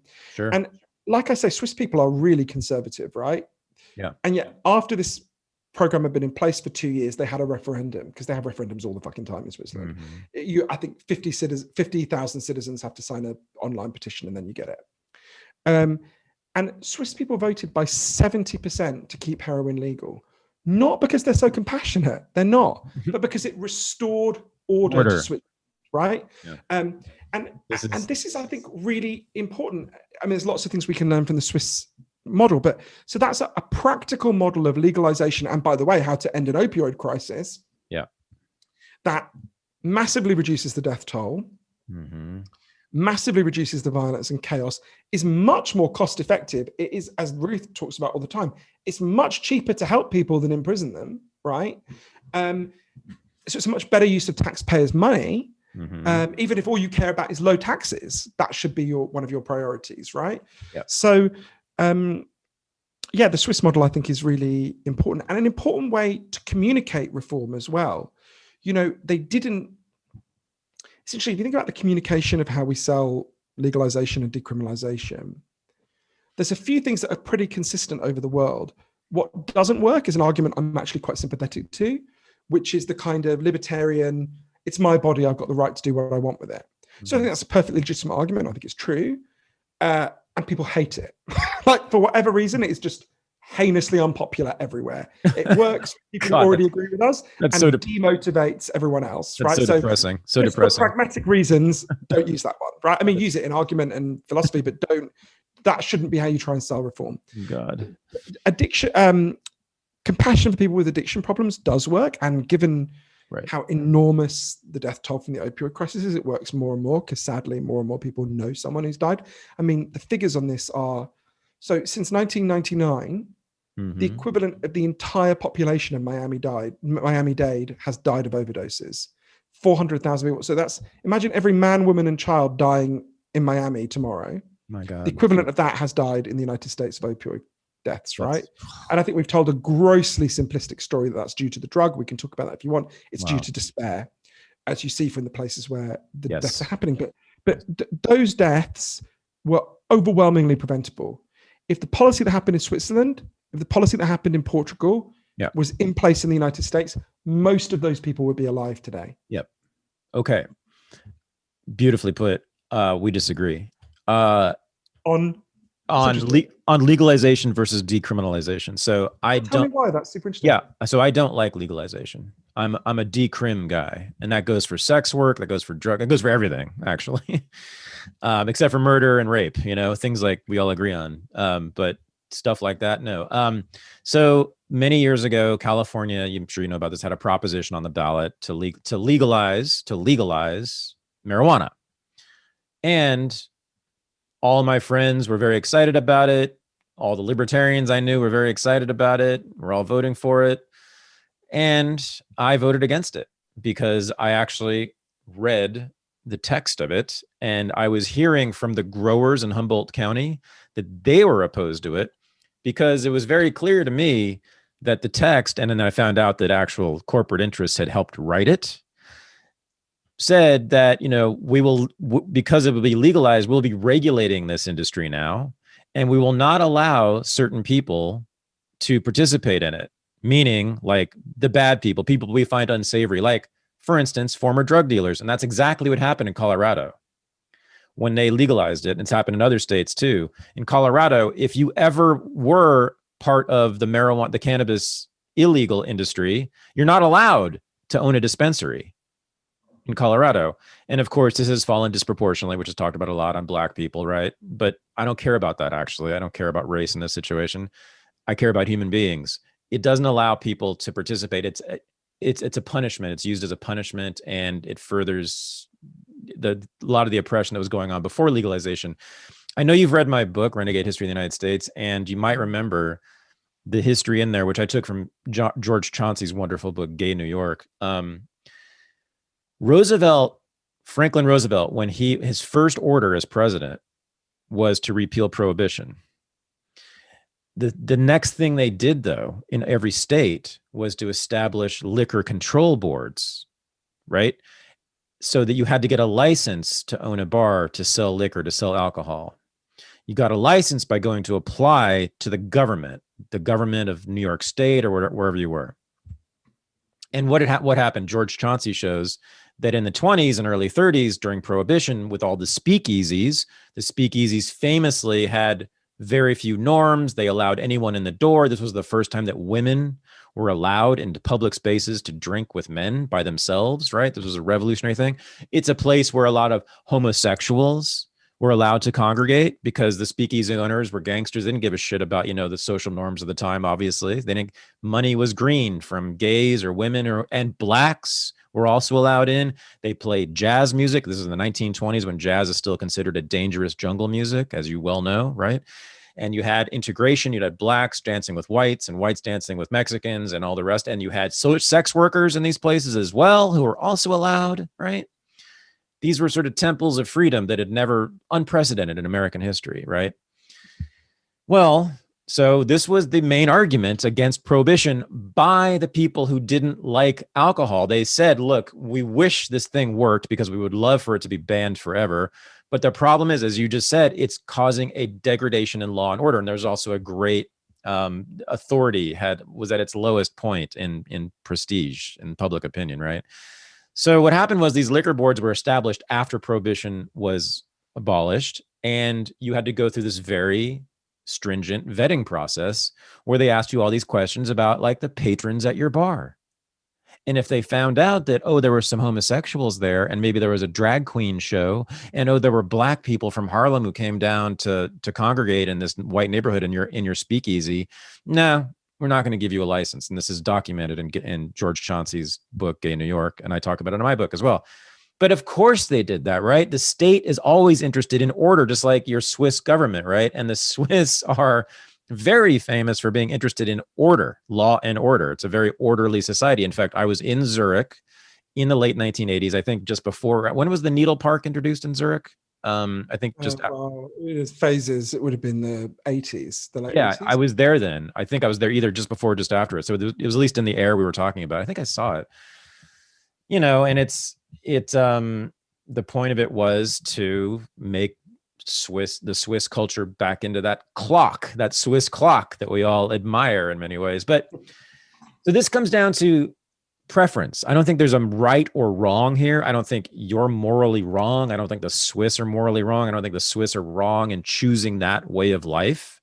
I just don't like that. And a lot of Americans don't like a heavily regulated, very orderly society. It has its benefits. It has its huge benefits. Not having crime, wonderful, right? Not having to worry about walking down the street, wonderful. Never getting into fights, I guess, because everyone agrees on everything. Wonderful. Relatively homogeneous societies in every way, not just skin color, but in the way they think, most importantly, right? I just don't, this is my problem with social democracy. This is my problem with European culture and politics generally, right? It is. And so, I value freedom. You've talked about values in your work quite a bit, right? Broken values. And I'm going to also challenge you on that too. But, so giving the state more control or continuing state as a new form of control, rather than putting us in cages and flogging us essentially, right? Punishing us. They're now taking us into their treatment centers. They're now monitoring our behavior. They're just, again, they have sovereignty over our bodies, Johann.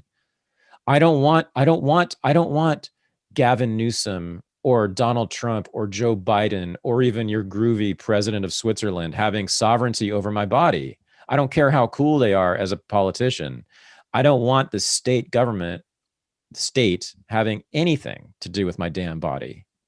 So I think you're packing into, I think you made a lot of legitimate points and a lot of things that you're right are just philosophical differences of taste, which are perfectly legitimate. And we need people with that, the impulse you have. I would not want to live in a society where there were not lots of people who have the impulse you have. And vice versa. But I think there's a kind of narrow thing, which is about what you mean by decriminalization. Because when I say, so my big problem with what's generally called decriminalization is that it leaves drugs in an illegal market, and therefore you still have the war for drugs. Oh, no, I mean decriminalize all of it, of course. That's what you mean decriminalize sale as well as decriminalize use. Oh, of course, all of it.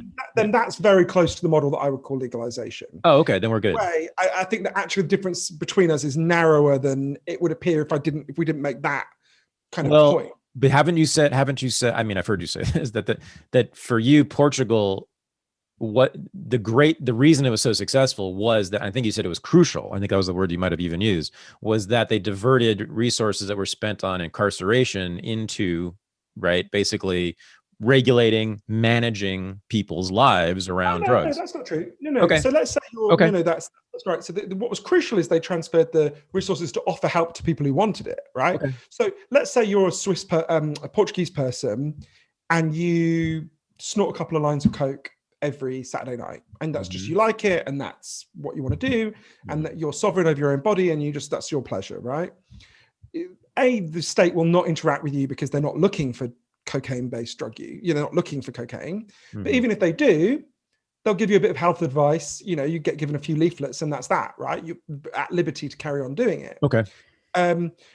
If, however, you went to your doctor and said, look, I've got a cocaine addiction, or you were living on the streets or whatever, and people would approach you and offer you help, you don't have to take it. No one is obliged to. I'm 100% opposed to coerced treatment in any context for addiction. It has, part of it also has catastrophic outcomes on a pragmatic basis. It's a waste of time, and philosophically, I'm sympathetic to the argument that for all things we're talking about. So I would say neither Portugal nor Switzerland, so that model of decriminalization nor that model of legalization involve any coercion. There is no criminal coercion. There's no state mandated coercion in any form, right? You can carry on with this problem. Although the difference is they take the money they used to spend imprisoning you, and now they'll use it to offer you help, right? And to provide and make sure that if you say yes, there are great expansive models here. If you say, I don't want your subsidized job, I don't want your subsidized housing, I don't want to go to addiction treatment, I don't want to get therapy, fuck you, I want to, then they'll keep coming back going, you still don't want any help? But they're not, no one's going to coerce you. So I think there's that. I think, so as long as you decriminalize, so if you decriminalize sale, I'm trying to think what it would mean to have a model where you said, you can sell this thing, but the state will not regulate it. Because obviously the important thing is that you have the protection of property rights for that. So let's say tomorrow, the state of California decriminalizes cocaine sale, right? Right. So I can sell you cocaine, you can sell it to me, but there's no regulatory body. Right. There's no. It's like lettuce. It's like lettuce now. Yeah. Right. Well, lettuce is regulated though. Well, but it's very, very lightly regulated. I mean, pretty strict. I mean, at the, not at the at the production level, but not at the distribution level. It's basically, I mean, you can go. I don't need a license to sell you lettuce. A 10-year-old can go buy lettuce right now, right? That's what I mean. Yeah. So, but I mean, food is pretty tightly regulated. I mean, from my point of view, quite rightly, the production of it. Yeah, production and sale. Like I can't. I would have.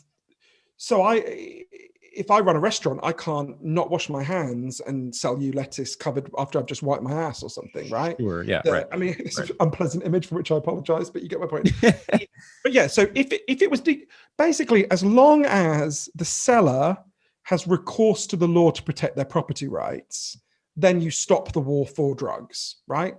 Mm-hmm. So as long as if you try to steal my cocaine, I can call the cops and they'll arrest you, not me. Mm-hmm. Then then you and I essentially agree on the single biggest thing, because that would end the violence caused by prohibition. Yes, and I would call that legalization. But I take what you mean. What you're meaning by legalization is an additional layer of state regulation yes, that intervenes in the sale. And I would say that's just a thing pragmatically you want. Just I want to know I'm actually buying cocaine and not, whatever. Yeah, legalization. Personally, I don't use cocaine, but you know what I mean. If I was buying it, I would want to know it was. Legalization means new laws, right? My position is that I want the government having nothing to do with any of this. But do you oppose all food regulations? I might. I haven't. So you would just not have any regulation of restaurants, for example. Probably. Huh. I'd have to think through that and research it much more. I haven't thought on that specific question, but I lean in that direction most certainly. Yeah, I have powerful anarchistic tendencies for sure. I hang out with libertarians. I don't identify as one. I have major differences with them, but on sort of core economic issues like that, I tend to think that they're right, and I tend to be on their side. Again, it's not about being right or wrong, as I said before. It's really, really, and I mean this. It's really about personal values. And it's about preferences. If you want to live in a communist society somewhere else, please go by. I'm going to let you do that. I'm going to defend your right to do that, but just for me, I do feel like my world would be better with essentially no government intervention. Yeah. So yeah, that's just it's just not. Yeah, I know, and that no one thinks like this in Britain. So I know it's it's a very, very rare. It's much more common here. The reason why I was thinking about this as we were preparing for us to talk, because it is a deep difference in values, in the sense that, so I believe in maximizing human liberty. I don't believe human liberty is maximized by the state. I don't believe so how to put it? The state can be, of course, a monstrous barrier to liberty. I mean, you gave the example of communism, which is the most evil and heinous, along with Nazism, the most evil and heinous example, right? Where obviously the state can remove your freedom. Or the war on drugs is another great example, right? Yeah, exactly. Which, by the way, the Soviet Union and Maoist China both loved, right? Correct. It's one of the things where Harry Anslinger was always a bit screwed, because he wanted to be anti-communist, but the Soviet Union kept going, you're totally right. Right. They remain with monstrous, although Soviet Union is no longer technically communist, it remains with horrendous drug policies. And I interviewed Viktor Ivanov, Russian drug czar. I mean, it has some of the worst drug policies in the world. I didn't know that. And China has horrific drug policies. Really? But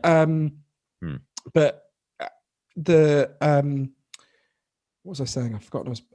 So there are times when the state can infringe on liberty. There's a real danger about that, and you always need to be vigilant about it.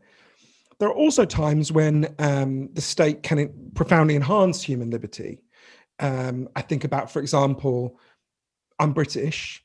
I'm from a working class family. And my grandmother could never have afforded healthcare. Her job was to clean toilets. In a private market, she could never have afforded healthcare. My grandmother lived to be 91, because we have in Britain a system of collective provision through taxation for healthcare that means, that meant my grandmother got really fucking good healthcare, right? And she had a lot of health challenges as well. So that, to me, is an instance of state intervention that massively enhanced her freedom. Another one is the pension system, right? My grandmother would never have afforded a private pension. She got a pension. I mean, without those two things, I can't imagine what my grandmother's life would have been. It certainly wouldn't have been more free. So there are instances where the state can harm liberty. There are instances where the state can enhance liberty. Also, there are instances where, and this is a more challenging point, but how would I put it? Personal liberty is not the only political value that I think is important. I think it is very precious. I think it is hugely important. But curiously, when you ask people what was the most important moment in your life, especially ask old people this, actually it's usually a moment in which they were less free than they were before. Most people say, when I had a child, right? Yeah. And okay, they chose to have a child.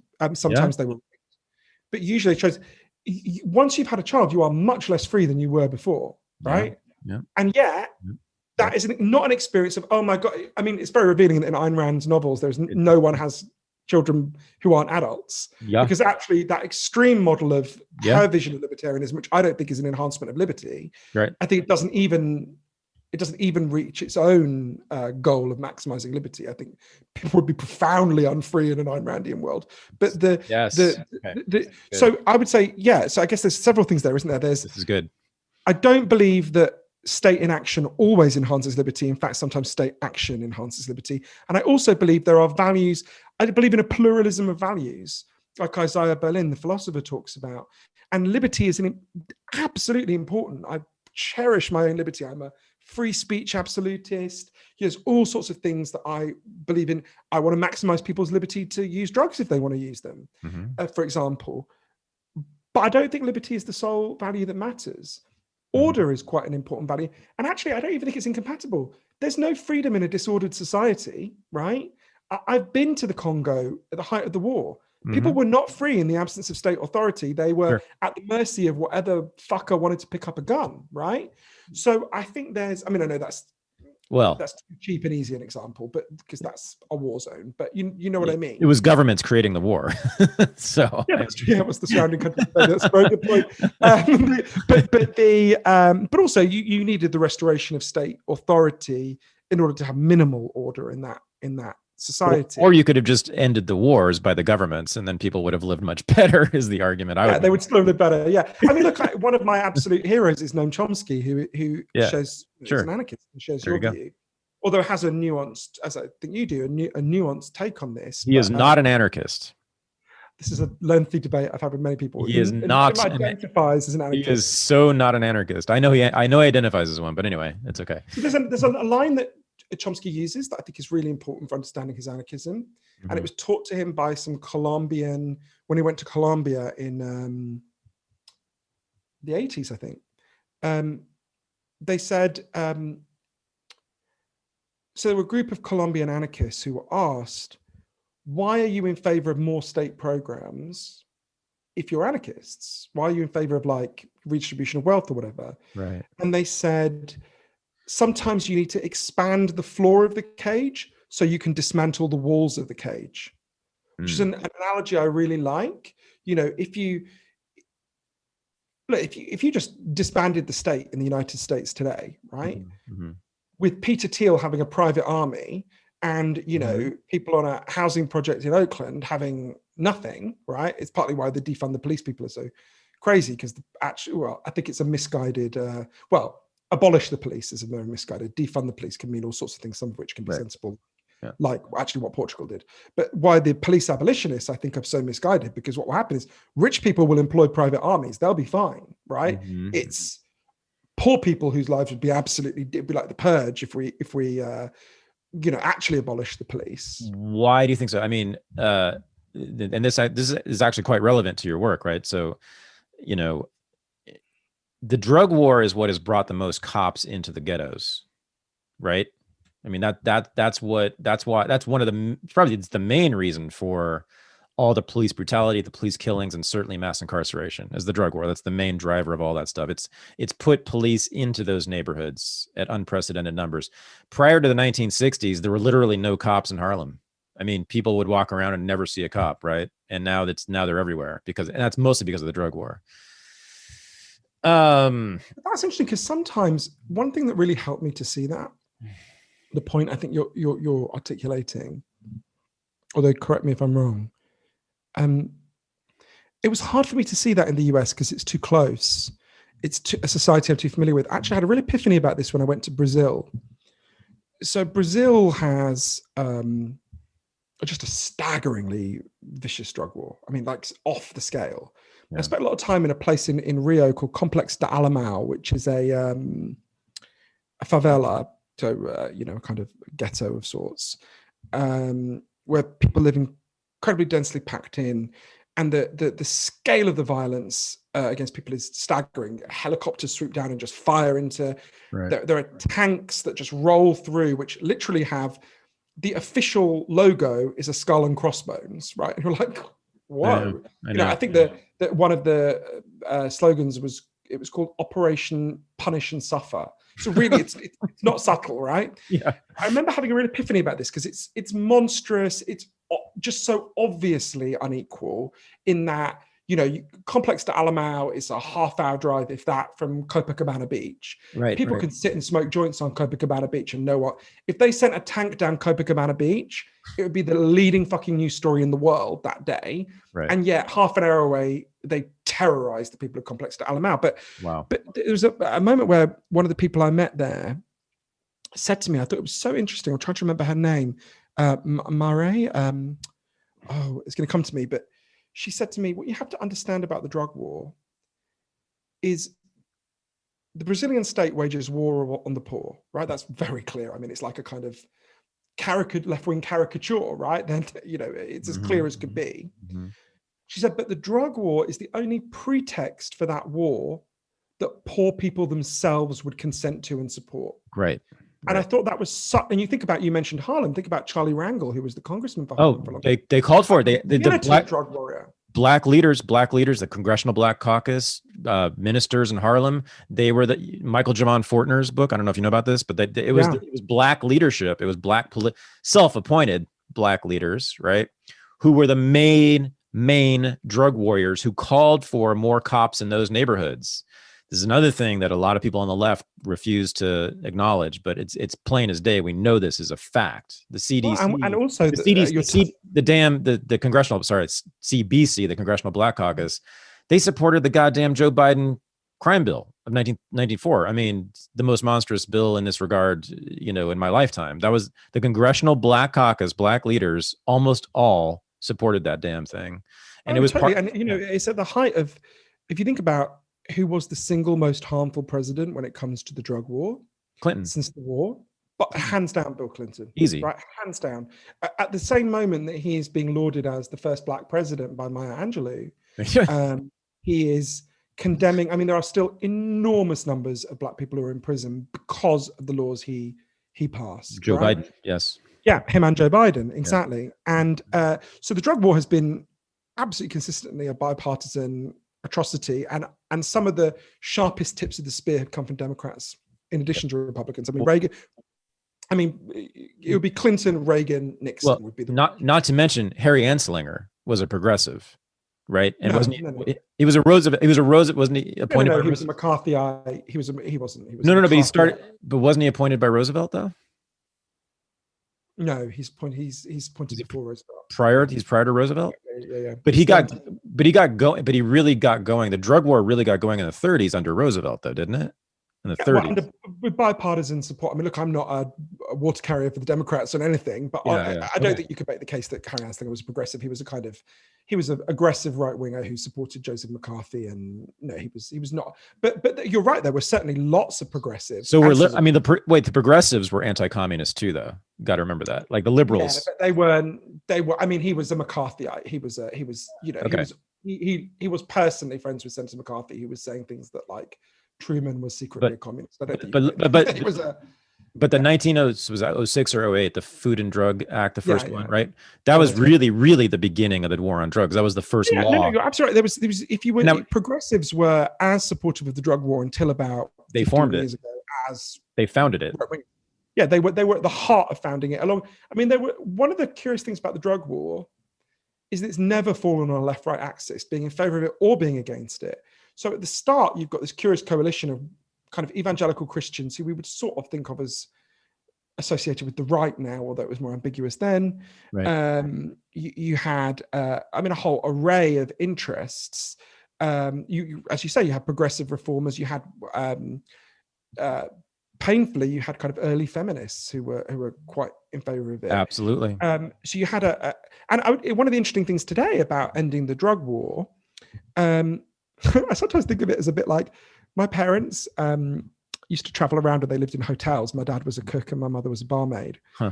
They lived in Iran prior to the revolution. Huh. My brother and sister were both kids. This was before I was born. And so they had no fucking clue about anything about Iran, or they were just like, they were working in the Tehran Sheraton and suddenly this revolution happens. But the thing about the Shah of Iran is the Shah of Iran was so unbelievably bad that you could come from almost any political direction and people opposed him, right? You had a movement that spanned from feminists to the Ayatollah Khomeini who were opposed to him. Mm-hmm. And that didn't work out so well for the people of Iran, but set that aside. The drug war is like that, in that one of the things that I found most moving and actually challenging to my own prejudices actually about the reaction to Chasing the Scream, my book on the drug war, was some of the most passionate champions of that book have been conservative right-wingers. So my friend Christina Dent, who is not at all, if I'm honest, who I was picturing when I wrote the book. So Christina is a really extraordinary person. Christina is an evangelical Christian in Mississippi, Republican evangelical Christian, who is passionately opposed to abortion and puts her money where her mouth is and adopts children and fosters and adopts children, because she argues, look, if you're going to say people shouldn't abort their children, you've got to make sure those children actually have homes, which is a principled position. It's not my position, but it's a position I respect. And if you foster children in Mississippi, almost all the children in the foster system are the children of people with addiction problems. So you quite quickly get to know children who've had parents with addiction, and you get to know their mothers. And Christina, because she's a very clever and open-hearted person, just quite, after a while starts to ask, well, why did no one help these women, years ago? And then they wouldn't have had their children taken away from them, and their children wouldn't be so traumatized. So she starts to learn about the drug war, and she found Chasing the Scream, and she set up a group. You should interview her. She's amazing. I'll put you in touch with her if you want. She set up a group of evangelical Christians in Mississippi who are fighting to end the drug war. Fantastic. Right? Yeah. And I remember when I first met Christina, I was kind of nervous because I thought, I'm a gay atheist left-winger, and she's, Right. in some ways the opposite. And Christina is one of the most admirable people I know, and it was really humbling. And it's changed how I talk about some things. And I admire her more than I can say. And, this is the thing about the drug war. It's so bad. You could have so many different philosophical positions and oppose it. And we would agree if you think of the 10 steps we need to get to end it, we'd agree on 9 steps. And on the 10th step, we'd have a principled disagreement, and that's fine.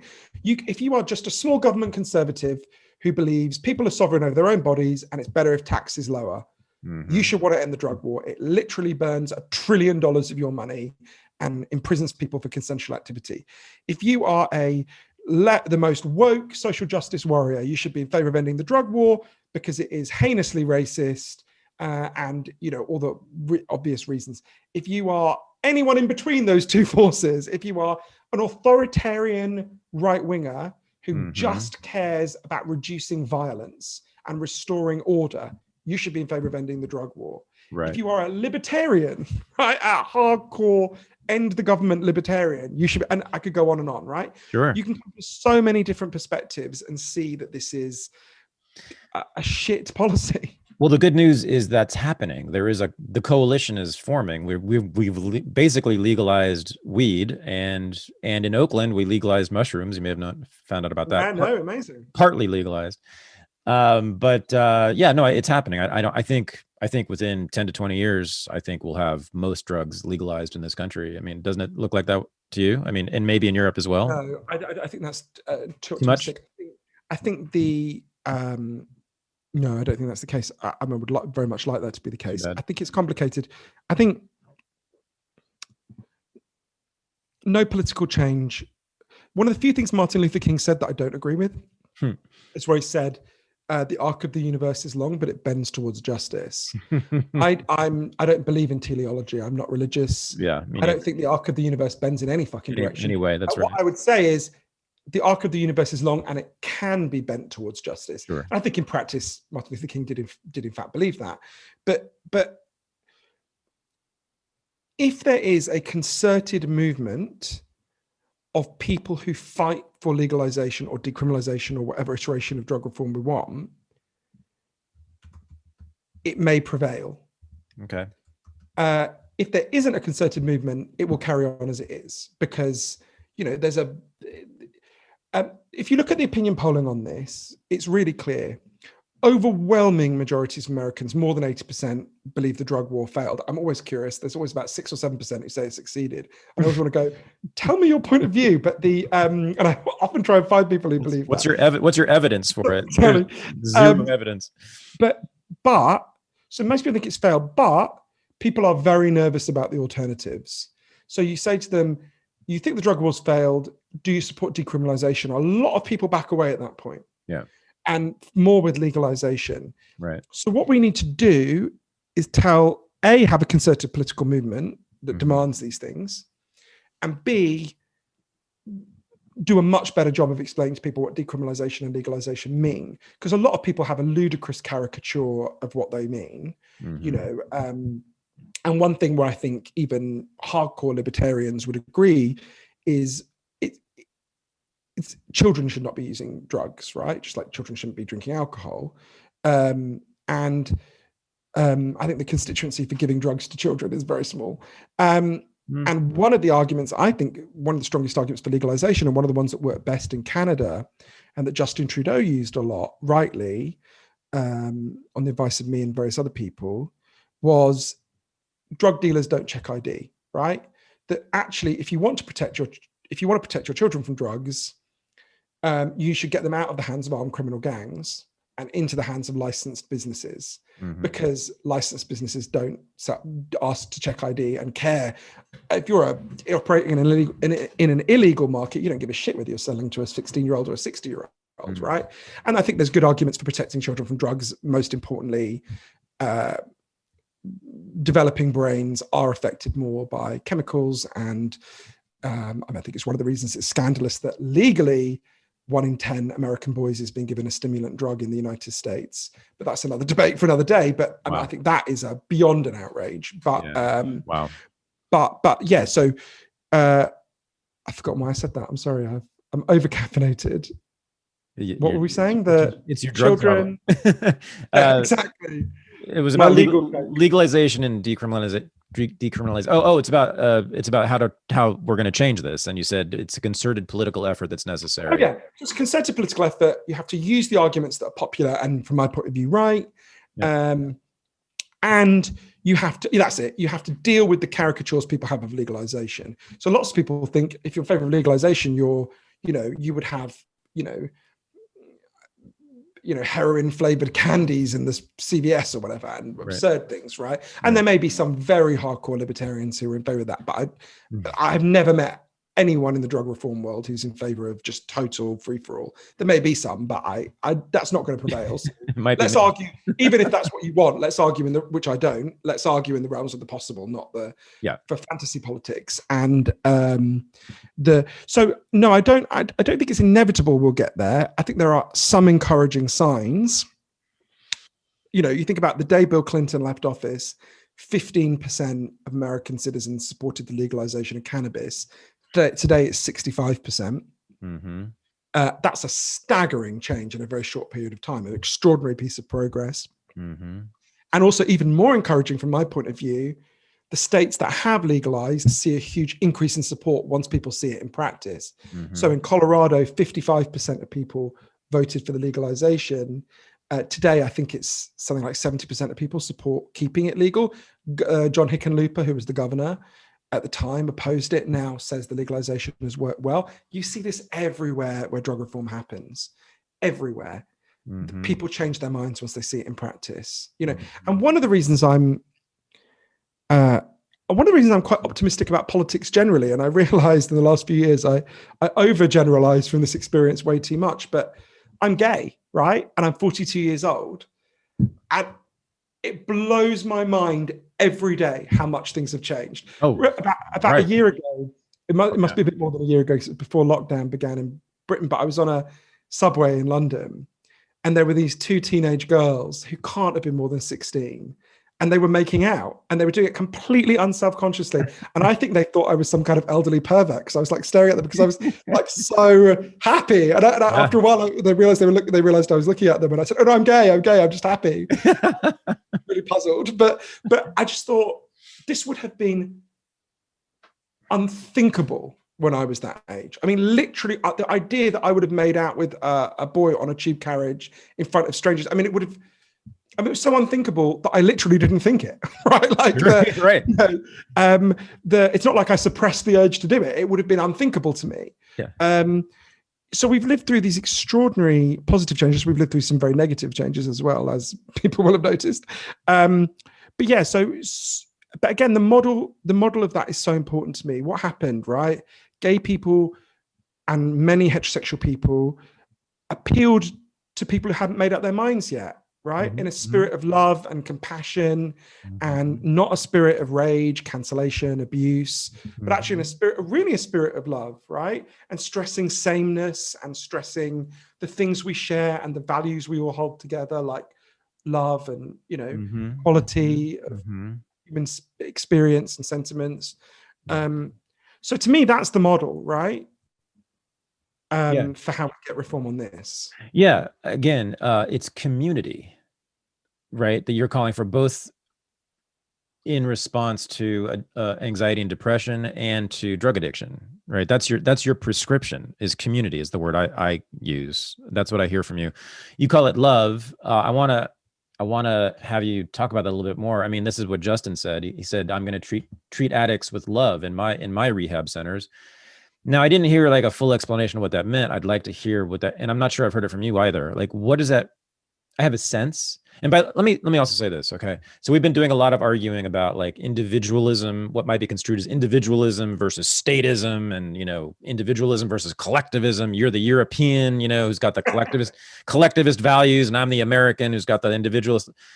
Well, as a matter of fact, Johann, like I absolutely adore your prescription for community. And it's one thing that libertarians, I think it's maybe the thing that libertarians and Americans generally miss. And it's tragic. And I think you diagnose our problems in this country, at least, beautifully, because I think that Americans, not just libertarians, but Americans generally, there's a kind of individualism that we value that ends up leaving us in our rooms alone with a computer screen, and that's it. I am sure that community, I have this thing called Renegade University, which is this alternative university, but which we teach courses and we do a lot of academic, intellectual stuff. But really the big purpose of the project is to create a community. And that's a lot of what we do. We have a lot of meetings. We have now a men's group at RU. And I have a lot of libertarians who are part of this.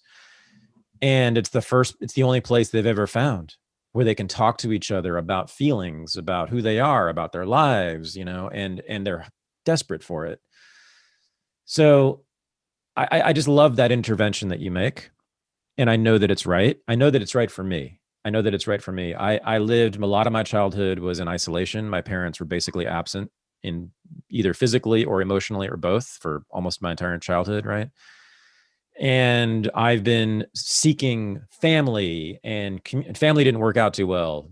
Had a divorce, but community constantly, always, my whole life, I've been gravitating toward, because I know that's where I'm happy, is with other people. Generally speaking, I need my alone time too. But my anxiety, my depression, I'm also an addict, by the way. My addictive tendencies decline tremendously, and they have much less of an edge when I'm simply around people who especially are sharing my experience and understand what my experience is, and are sympathetic, and they don't have to be indulgent, but just, I guess, loving in the way that you would call it. So I adore that. And I want that message to be amplified as much as possible. And that's another reason I had you on the show, because I want people to hear that. But I want to hear now you maybe describe a little more in detail what it means to treat addicts and people with mental health issues like depression, anxiety with love. What does that actually mean? It's a nice word, but what do you mean? So I'll give you a very practical example. One of the heroes in my book about depression, Lost Connections, this guy called Sam Everington. So Sam is a doctor, a family doctor in East London, where I lived for a long time, though sadly he was never my doctor. And Sam was really uncomfortable because he had loads of patients coming to him with just terrible depression and anxiety. And like me, he's not opposed to chemical antidepressants. He thinks they have some value for some people. But he could see a couple of things. Firstly, that the drugs took the edge off for some people, which is worth doing, but they weren't solving the problem for a lot of them. And secondly, he could see that his patients were depressed and anxious a lot of the time for really understandable reasons, like they were profoundly lonely. Yeah. But he began to pioneer a different approach. One day, a woman came to see him named Lisa Cunningham, who I got to know well later. And Sam said to Lisa, don't worry, I'll carry on giving you these drugs, but I'm also going to prescribe something else. I'd like you to come, if you want to, a couple of times a week to this clinic to meet with a group of other depressed and anxious people, not to talk about how shit you feel. You can do that if you want, but I want you to find something meaningful to do together. So the first time the group met, they literally, Lisa started vomiting with anxiety because it was just so much for her. She'd been shut away for so long. But the group started talking. They were like, what can we do? Right. And there was an area behind the doctor's offices that was known as Dog Shit Alley, which gives you a sense of what it was like. It was just scrubland where dogs would go and shit. And these are inner city East London people like me. They didn't know anything about gardening, but they were like, you know what? That would make a nice garden. Right. So they went away. They start reading books together at the library, gardening books. They started to watch YouTube clips. They started to get their fingers in the soil. They started to learn the rhythms of the seasons. There's a lot of evidence that exposure to the natural world is a really powerful antidepressant. Amen. But as they built this garden together, they started to do something even more important. They started to form a tribe. They started to form a group. They started to care about each other. If one of them didn't show up one night, they'd all go looking for them, going, hey, do you need any help? The way Lisa put it to me, as the garden began to bloom, we began to bloom. This approach is called social prescribing. It's where doctors prescribe people to take part in groups. There was a study of a small study in Norway of a very similar program, found it was more than twice as effective as chemical antidepressants in reducing depression and anxiety. I believe it. I think for an obvious reason, right? It was dealing with some of the reasons why they felt so bad in the first place. And this is something I saw all over the world in the research for that book. And the last third of the book is really about places that built solutions based on a deeper understanding of depression. We know what love looks like when we see it. And it ain't that difficult. It's paying attention to people. It's liking them. It's listening to them. It's doing something with them that they care about, right? And that you care about. I mean, reciprocal relationships based on love and respect. It's not based on you being the poor little recipient. Oh, you're broken. And to get there, you have to have a different understanding of your depression and anxiety. For a really long time, for 30 years now, we've told in our culture a story about depression and anxiety, which is what I was told by my doctor effectively, which is that they are biological malfunctions. Right. They're like a glitch in a computer program. And while there are real biological contributions, depression and anxiety are primarily not glitches. They are signals. They're telling us something. Everyone listening to this knows that they have natural physical needs. You need food, you need water, you need shelter, you need clean air. If I took those things away from you, you'd be in real trouble real fast. But there's equally strong evidence that all human beings have natural psychological needs. You belong. You need to feel your life has meaning and purpose. Right. You need to feel that people see you and value you. You need to feel you've got a future that makes sense. And this culture we built is good at lots of things. Many things are better now than they were in the past. But we've been getting less and less good at meeting these deep underlying psychological needs. And you mentioned before the phrase deaths of despair, which was coined by Professor Anne Case and Professor Angus Dayton, who've done amazing work on this. Think about the opioid deaths, right? We've told this ludicrously simplified story about the opioid crisis, that these evil drug dealing families like the Sacklers came along and hijacked everyone, right. And they are a wicked family, and I hope they die in prison. But we should be honest, that is as ludicrous as the Nancy Reagan story about the crack epidemic, right? Yeah, the evil drug dealers caused it. Where are the opioid deaths happening? They are happening in the same places where suicide not by opioids is highest, right? Where antidepressant prescriptions are highest, where all forms of despair are highest. After a factory closes down, the opioid overdose rate among its workers more than doubles, right? Yeah. Why would that be? The places where, again, you only have to spend 5 minutes in Monadnock, New Hampshire, one of the epicenters of the drug crisis as I have, to see why that is, right? If you deprive people of the things that make life worth living, lots of them will despair. If you want to understand why people are taking so many painkillers, you've got to understand why they're in so much pain, right? The places where the opioid crisis is worst is not in places where people have the most access to opioids. Every single person on the faculty of Harvard has great access to opioid-based painkillers because they've got shit hot medical insurance and their doctors trust them. And yet opioid addiction among people on the faculty at Harvard is very low. Very few people, well, not very few, but relatively far fewer people in West Virginia have good medical insurance, and far fewer have doctors who trust them with opioid-based painkillers. And yet opioid deaths are off the scale in West Virginia. How do you explain that difference? It's not about access to the drug. It's about deep pain, psychological pain. And we need to remedy that pain. And there's all sorts of ways we can do it. It's about the circumstances of their lives. Am I right? Yeah, you know Marianne Faithfull, the British rock star? Sure. It's kind of annoying to me that she's remembered as Mick Jagger's girlfriend because I think she's much better than Mick Jagger. But but Marianne Faithfull has this line in her memoir. So Marianne Faithfull was homeless in the 60s and she had an addiction problem. She has this line.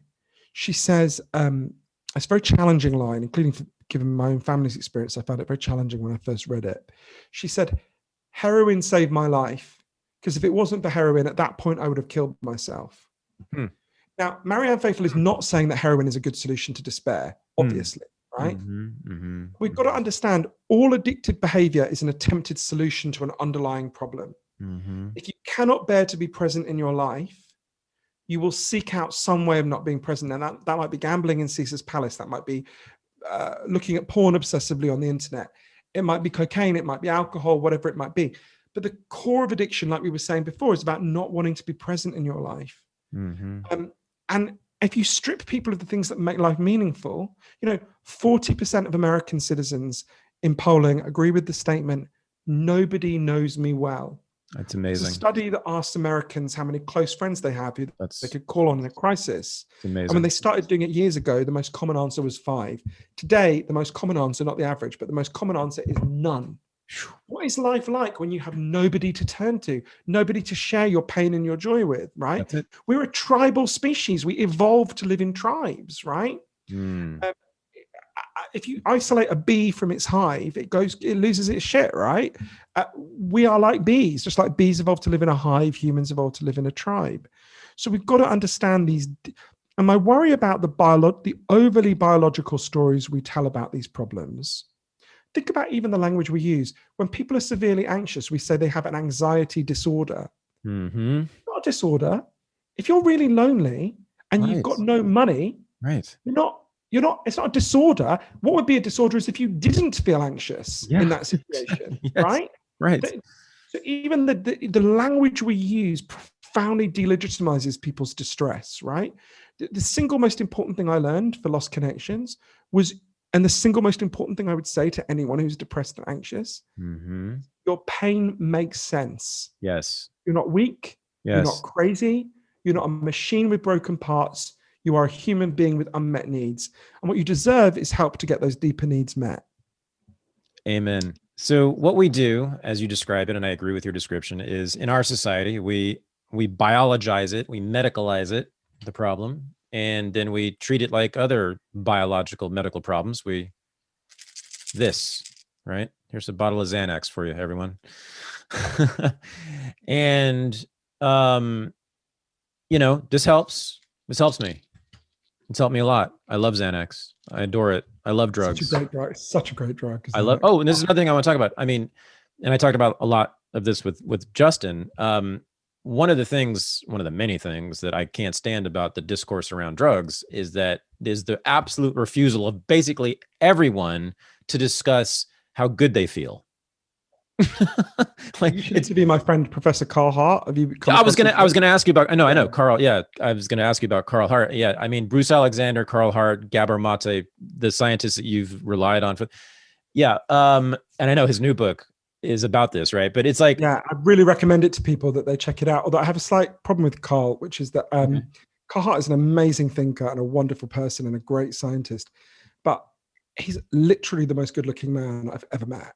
So my interviews with him are really embarrassing because, like, I'd like to think with most people I interview, I ask quite incisive questions, but whenever I listen back to my interviews with him, I basically just like giggle and say, "You're so right, you're so right." And it's just, I mean, I agree with him anyway, but he's an amazing person, but he's also like beyond good-looking. It's too much. Someone shouldn't be that clever and that good-looking. It's unfair. Right? Since I'm so completely not gay, I never noticed. But I'll take your word for it. I can look at Meghan Markle and be like, "Oh my god, she's really hot," and you can look at her and be like, I'll take your word that's for a it. handsome man. Right? I'll take your word for it.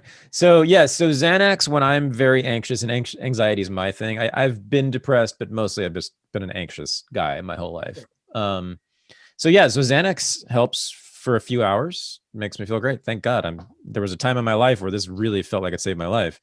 But I'll tell you what makes me feel a whole lot better than Xanax, even if I take 3 of them, is doing what I did the other night, which was going out to dinner with friends. I mean, that's simple. That's simple. It doesn't have to be a goddamn, like communal group, therapy group. I mean, just going out to dinner with friends, which I hadn't done, of course, in a year. This is the first time we went to inside a restaurant in a year because this is the Bay Area and we think we need to be locked in here. But then we finally did that. And it was like, I came out of there just feeling like, you know what I felt like, Johann? I felt like the chemistry in my body had changed. Well, it literally had. I mean, that's right. I remember there was an insane article, must be about a year ago now, which is one of these things that bubbles up in the discourse every now and then. I think it was in The Guardian, but I could be wrong. That just said scientists are it talked about the negative effects of loneliness. Mm-hmm. And then it just said scientists are working on a pill that could treat loneliness. And you want to go, is there any other treatment for loneliness? Oh, yes. The fact that we are all surrounded by other people who are also lonely, right? That's hilarious. I mean, completely deranged. That's right? hilarious. It was really interesting, actually.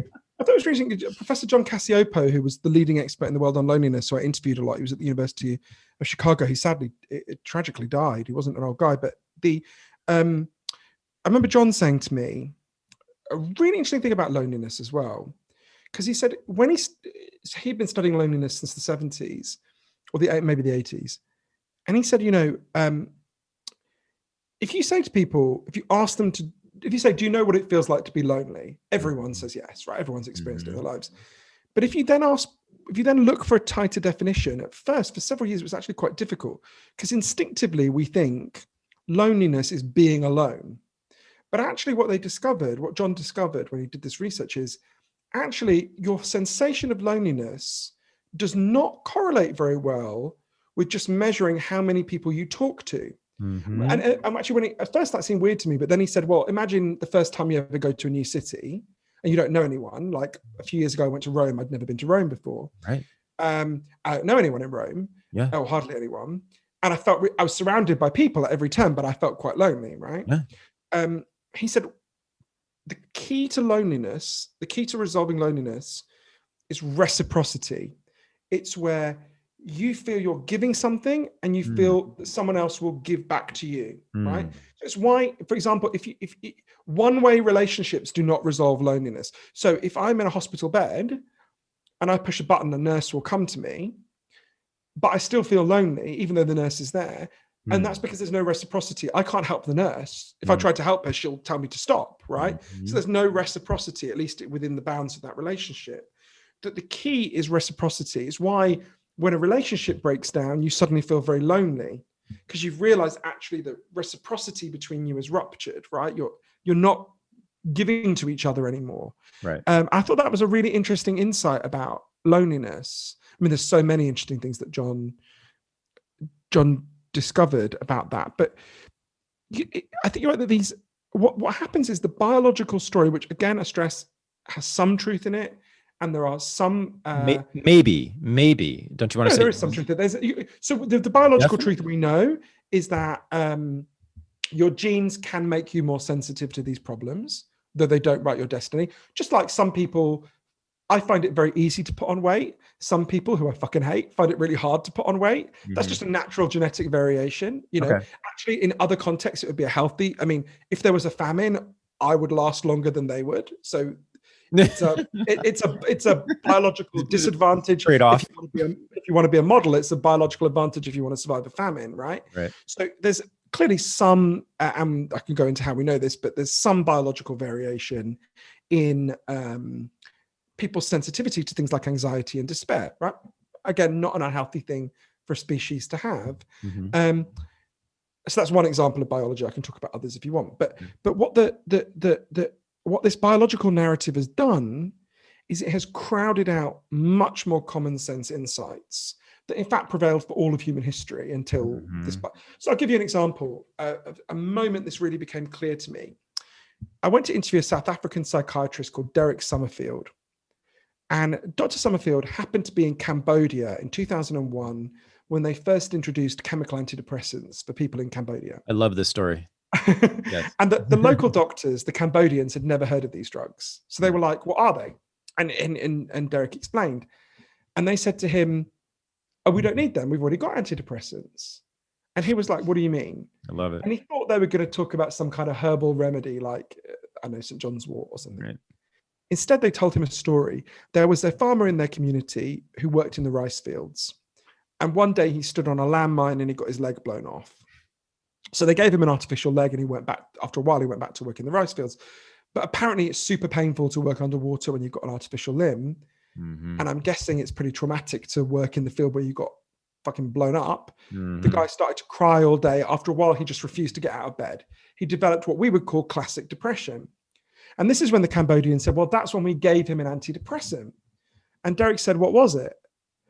They explained that they went and sat with him. They listened to him. They realized that his pain made sense, right? You only had to listen to the guy's story for 5 minutes to see why he was so distressed. One of the people in the village figured, if we bought him a cow, he could become a dairy farmer. He wouldn't be in this position that was screwing him up. So they bought him a cow. Within a couple of weeks, his crying stopped. Within a month, his depression was gone. It never came back. They said to Derek, so you see, doctor, that cow, that was an antidepressant. That's what you mean, right? Now, if you've been raised to think about depression the way we have, that it's primarily or entirely a biological malfunction, it sounds like a joke. I went to my doctor for an antidepressant. She gave me a cow. Right. But what those Cambodian doctors knew intuitively is what the leading medical bodies in the world have been trying to explain, which is, as I say, your pain makes sense, right? These are signals. We feel these ways for reasons. Depression and anxiety are not, what we've done is we've taken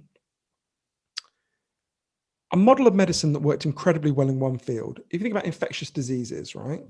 We built a whole model of science around infectious diseases, which has worked unbelievably well, right? You think about smallpox, which killed millions of people. No one has died of smallpox since 1971 because we identified the virus, we vaccinated, etc. Right?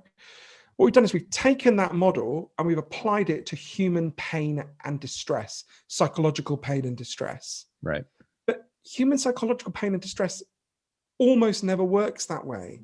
There's not some individual pathogen that you locate and treat with a drug, right? Right. Now, not to say drugs can't give some relief to some people, they do.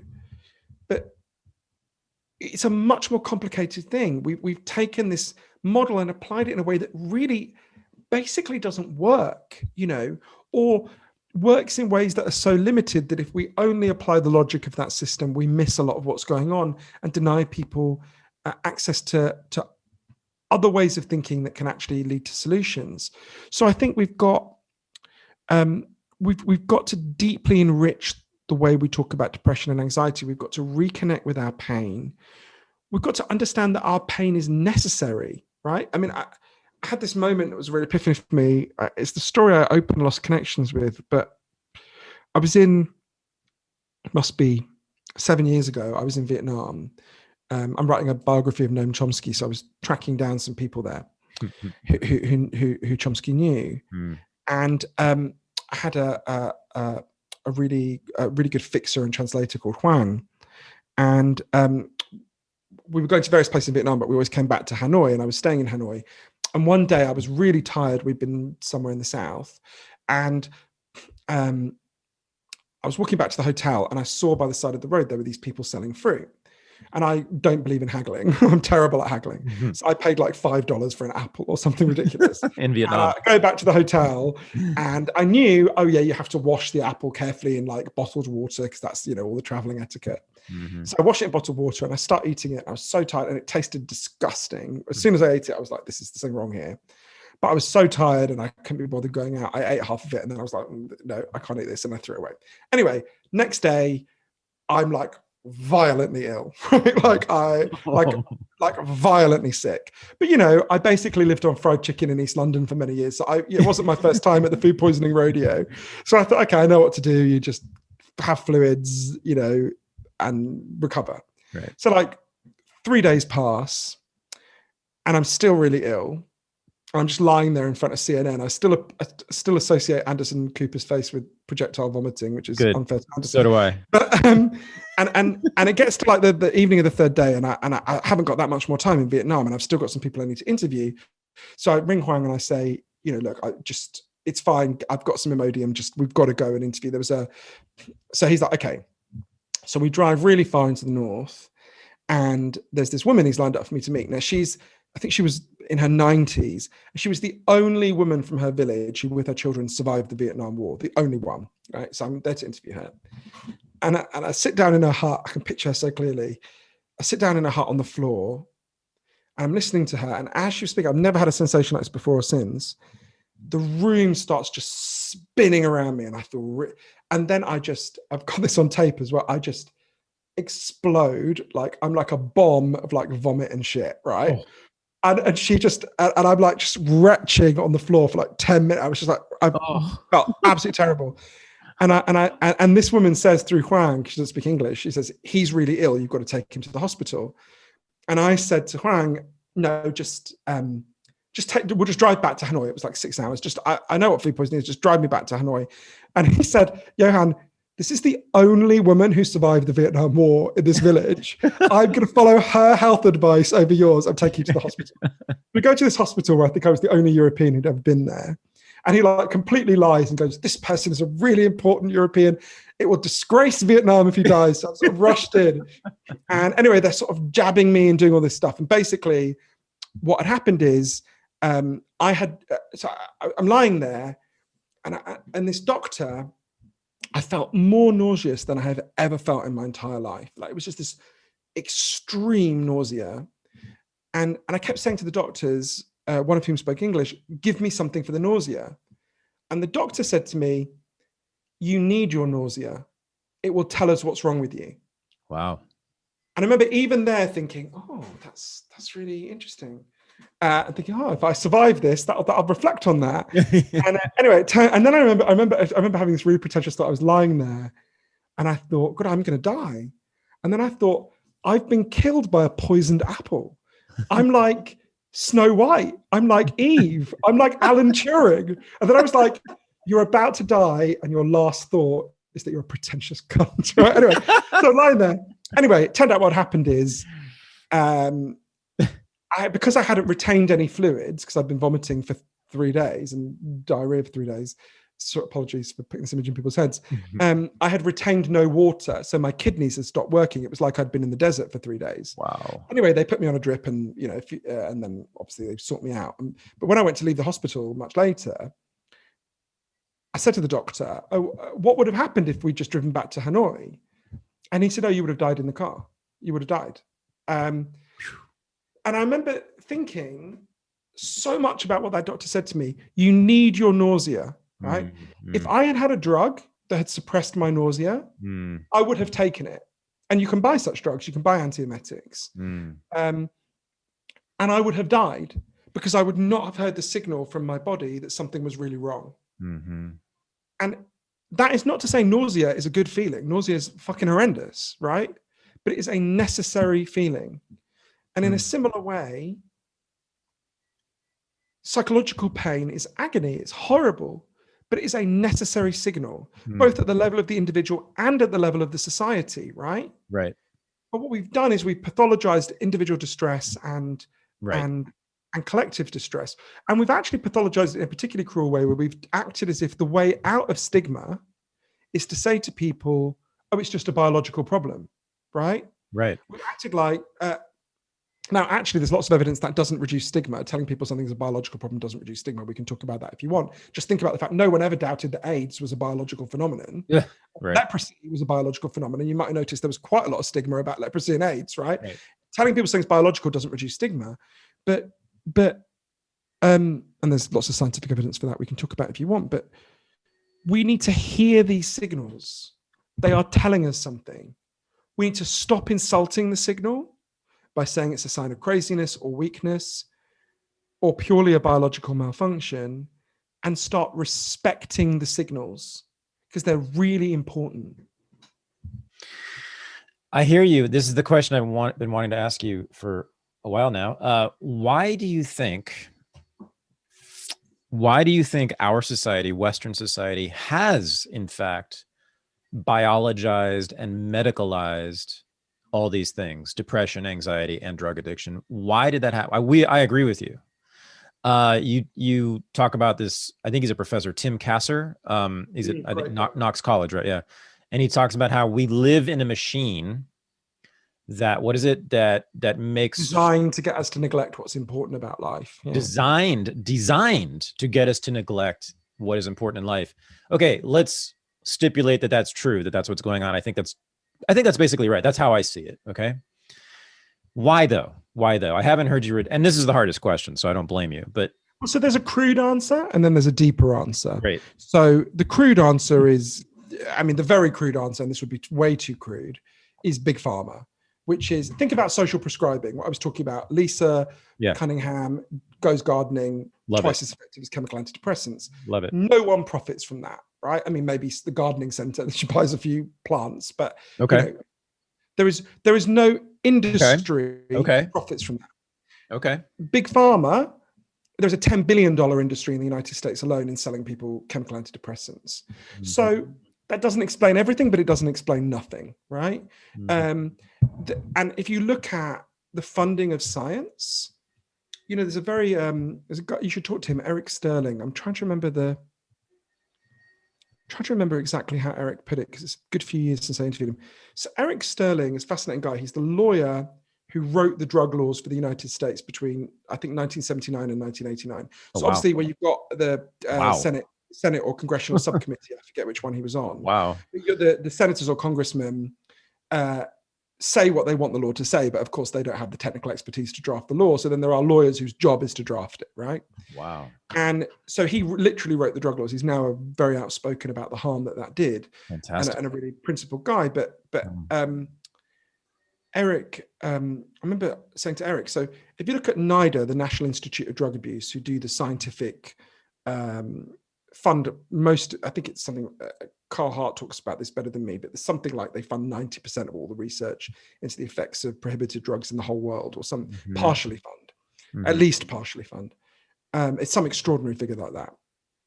And they overwhelmingly look at things like what goes on in the brain when you become addicted, right? And to me, that's good science, right? We do want to know what happens in the brain when people become addicted, but it is if that's all you look at, it's just a ludicrously, think about, like we said before, the increase in depression and anxiety under COVID. It's not that people's brains spontaneously all started to malfunction in the last year.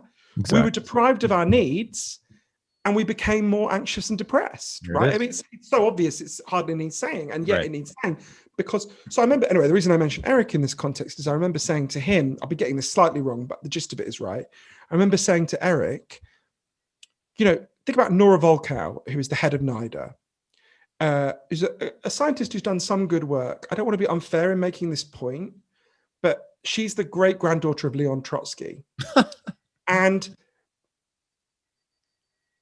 when I'm in some ways, I think actually, I apologize, people don't know Russian history, this might be a bit too obscure, but in many ways, she is biologically the great granddaughter of Leon Trotsky, but she is scientifically in some ways the great granddaughter of Lysenko, who was the kind of Stalinist scientist who basically said what Stalin wanted him to say, including where it led to insane outcomes. That's slightly unfair on Nora Volkow.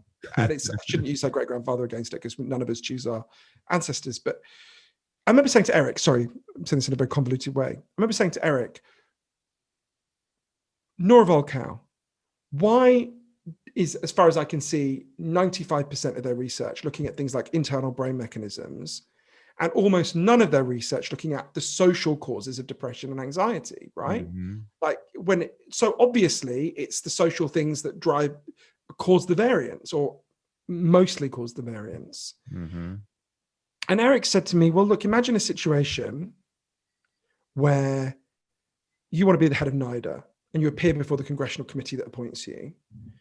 And they say, what are your priorities? If you said, my priorities are to figure out how this society that we've created makes people really depressed, anxious, and addicted. Right. And He said no one who ever got to the point where they were appearing before the committee would ever say that, because they would know that they wouldn't be selected, right? Mm-hmm. So that's a very subtle, it's a bit like Chomsky's model of how media coverage gets corrupted. That's a subtle model. No one's ever said to Nora Volkow, I'm sure, don't investigate those areas, right? Mm-hmm. But if the state, and if you have a political system that's funded by powerful interests, it will distort all the way down the ways in which information is gathered, right? Mm-hmm. So let's say big pharma and the ways in which corporate interests control information gathering. Those are the kind of, what I would say are the crude, two of the crude causes. But I think there's a deeper cause, which is harder to talk and think about. And I would put it as, if you create a society built around individualism and consumerist values, then it will cut with the grain of that society to say, if you're depressed, it's an individual flaw and the solution is to consume something. It fits with the grammar of the culture we've created, right? It goes against the grammar of that culture to say, actually, this isn't a problem with you. And the solution probably isn't for you to buy and consume something. The solution lies in the way we live together. You know, when I was a child, Margaret Thatcher famously said, there's no such thing as society. There's only individuals and their families. I'm sure you can guess I didn't like Margaret Thatcher, right? Pretty much any front. But Margaret Thatcher prevailed. I never liked Margaret Thatcher, right? And yet, when I became depressed, and you know, not only did I never like Margaret Thatcher, I consciously rejected her worldview, and I studied social sciences. And even in that situation, when I became depressed, it never occurred to me there were social contributions to my depression. That is a sign of how deep Margaret Thatcher's victory was, right? And she, of course, was articulating a wider grammar. That's why it's prevailed in so many places. So I think so there's the easy answer, which is big pharma and those things. And that's true. And they clearly play a role. But I think there's a deeper thing about the logic of the society and culture we've created, which looks for and only gives people space to pursue these individualistic, consumeristic solutions. You know, I've got a relative, struggling single mother who works 50 hours a week, right? To say to her, you know, the solution to your problem is to take up a gardening program would be actively cruel. She doesn't even have the space. She's too tired to watch television, right? In societies that create extraordinary small margins for people to pursue any form of change, you know, and deny people and discourage even investigation of those causes, of course you're going to get people to go, well, give me a pill, give me something, you know. And a society that has no faith in social change and the possibility of social change, wrongly in my view, you know, people will look for the solutions that are to hand. And I don't blame anyone for that, you know, but it has a dysfunctional outcome, and one that increases people's, or that leaves a lot of unnecessary pain in place. Does that make sense? What do you think as I say that? It does. And I mean, this is where we have maybe a little tension between our values. But I mean, I that's as good a critique of individualism as I've heard. Okay. And I'm 50% persuaded. And I'm just gonna put it to the side for a second. I'll give you my thesis, which I don't think is necessarily right. I don't think it's even complete. But here's what's happened in the last 200 or 300 years, which is the period you're most concerned about, right? That's for you. That's the decline of the tribes, right? That's when people, we're talking about the modern age here. For you, that's the period when human beings for the first time disbanded their tribes and became much more recent than, I mean, it's literally the last 60 years. Oh, okay. Sure. Yeah. Okay. Yeah. But under the modern, so what's been happening under the last 60 years, last 100 years, last 200 years is, to me, if you look at the big picture, primarily a whole lot of production. Making stuff, building things, right? If you look at human productivity in terms of material economic stuff, you know the graph, right? It's like basically there's nothing, and then in the 19th century just spikes up, and that's what we've been doing ever since. Has been in the West anyway, Western countries, non-stop work, just tremendous work and productivity. It's been a cult of productivity. The more productive a nation is, the greater it is, both in real terms, but also in the way that we think about it, right? The more stuff they have, the more bombs they have, the more planes they have, the more computers they have, the better it is, the more powerful it is, etc. Just an incredible output of productivity by human beings, labor, work, right?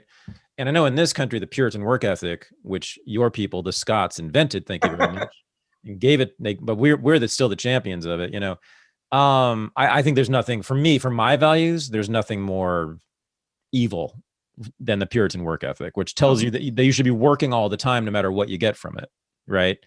And being productive, right, for society, but not for yourself.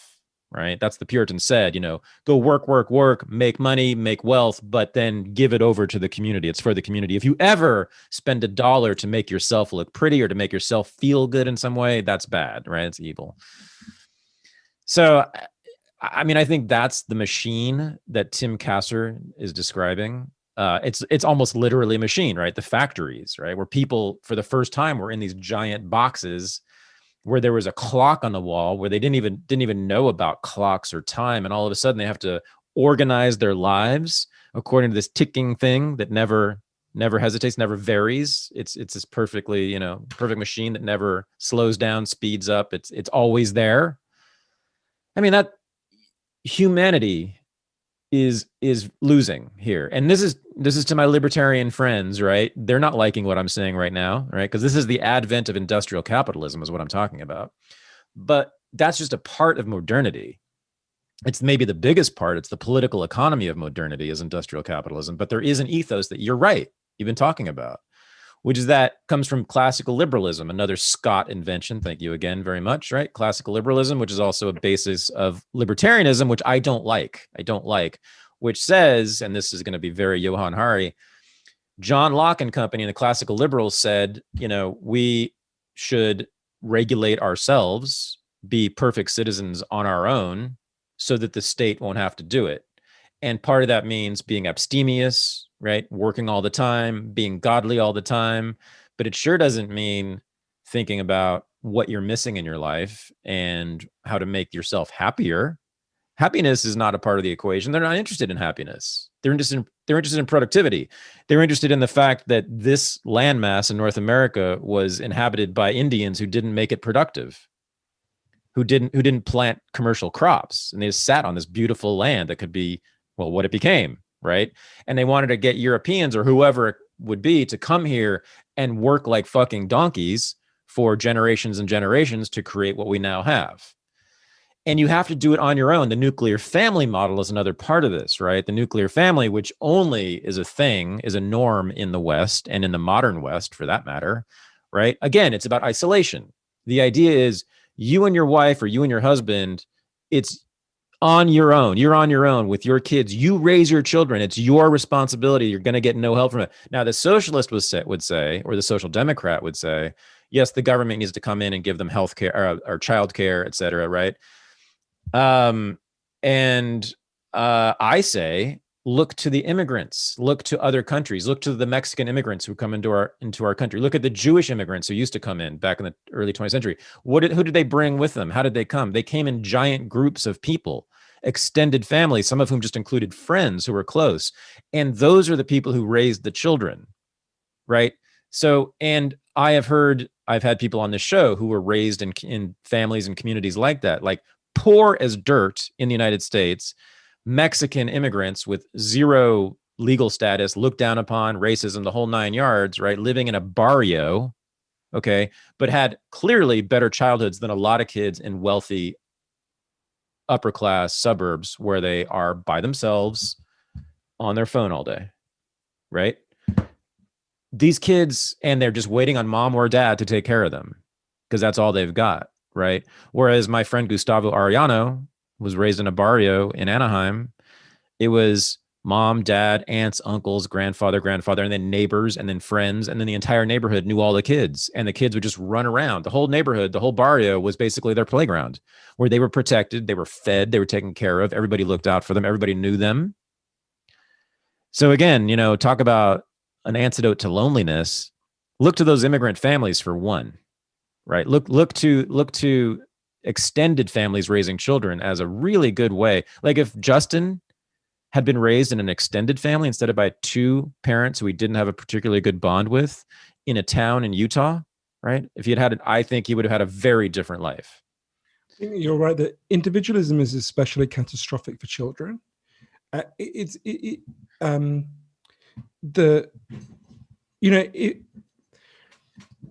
we want to be careful in this argument because I think there are some things that are social problems and there are some things that are just immutable human dilemmas. And I think the boundary between individualism and collectivism will to some degree always be a human dilemma, right? There, of course, you can at one extreme have what I would argue we have extreme individualism and profound atomization. Right. At the other extreme, you can have what my dad grew up in, which was a Swiss village where everyone felt they owned everyone else, where women were collective property, where you had no choice about who you were, right? Yep. Yes. I mean, that's slightly unfair to my dad's village, but it was close to that. Yes. And obviously the kind of banal answer is we need a bit of both, right? Yeah. Like clearly you need some sense of a group and you need some sense of that you can determine yourself within and separate from the group. Yes. And I think all I would say, the kind of banal point is we've gone way too far in one direction. Okay. Now, you can overcorrect and go too far in the other direction. And one of the very challenging things I did for Lost Connections was go and spend time in an Amish community called Elkhart-LaGrange in Indiana. It's just outside Fort Wayne, which is challenging because the Amish have very low levels of depression. They're actually kind of biomarkers for depression that you can measure. And it's not just that they talk about it less. They actually have these biomarkers less. And, that's very challenging. Like I said before about Christina, who's very different to the Amish, but, I'm a gay left-wing atheist. The Amish are not my homeboys, right? No. And it was very challenging because and also I stupidly the night before I went there rewatched Witness, the Harrison Ford film. Sure. Not the film to watch the night before you go and visit the Amish. But I really liked the Amish that I got to know. And this is not to say that I endorse the Amish.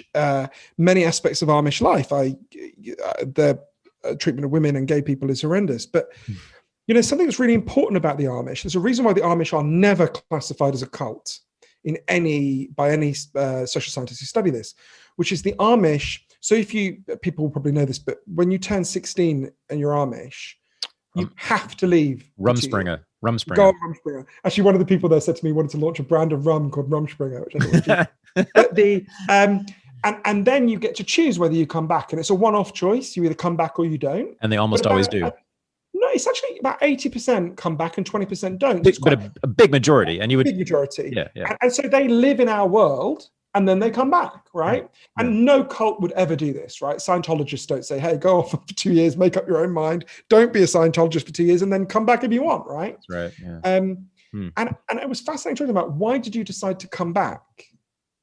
And they said things like, it comes back to what we were saying about liberty not being the only value. Lauren Beachy, one of the people I spoke to, remember Lauren saying to me, he's a man, even though he's called Lauren, saying, I'm trying to remember how he put it, but he said, there's lots of things I miss. And it's funny, the things he missed were things like he liked That 70s Show, the TV show. And he missed watching sports. And he missed all sorts of things. He missed flying. But he said, I'm trying to remember how he put it really well. It's in the book. I'm trying to remember. He used a phrase, it was very powerful. But he talked about the idea that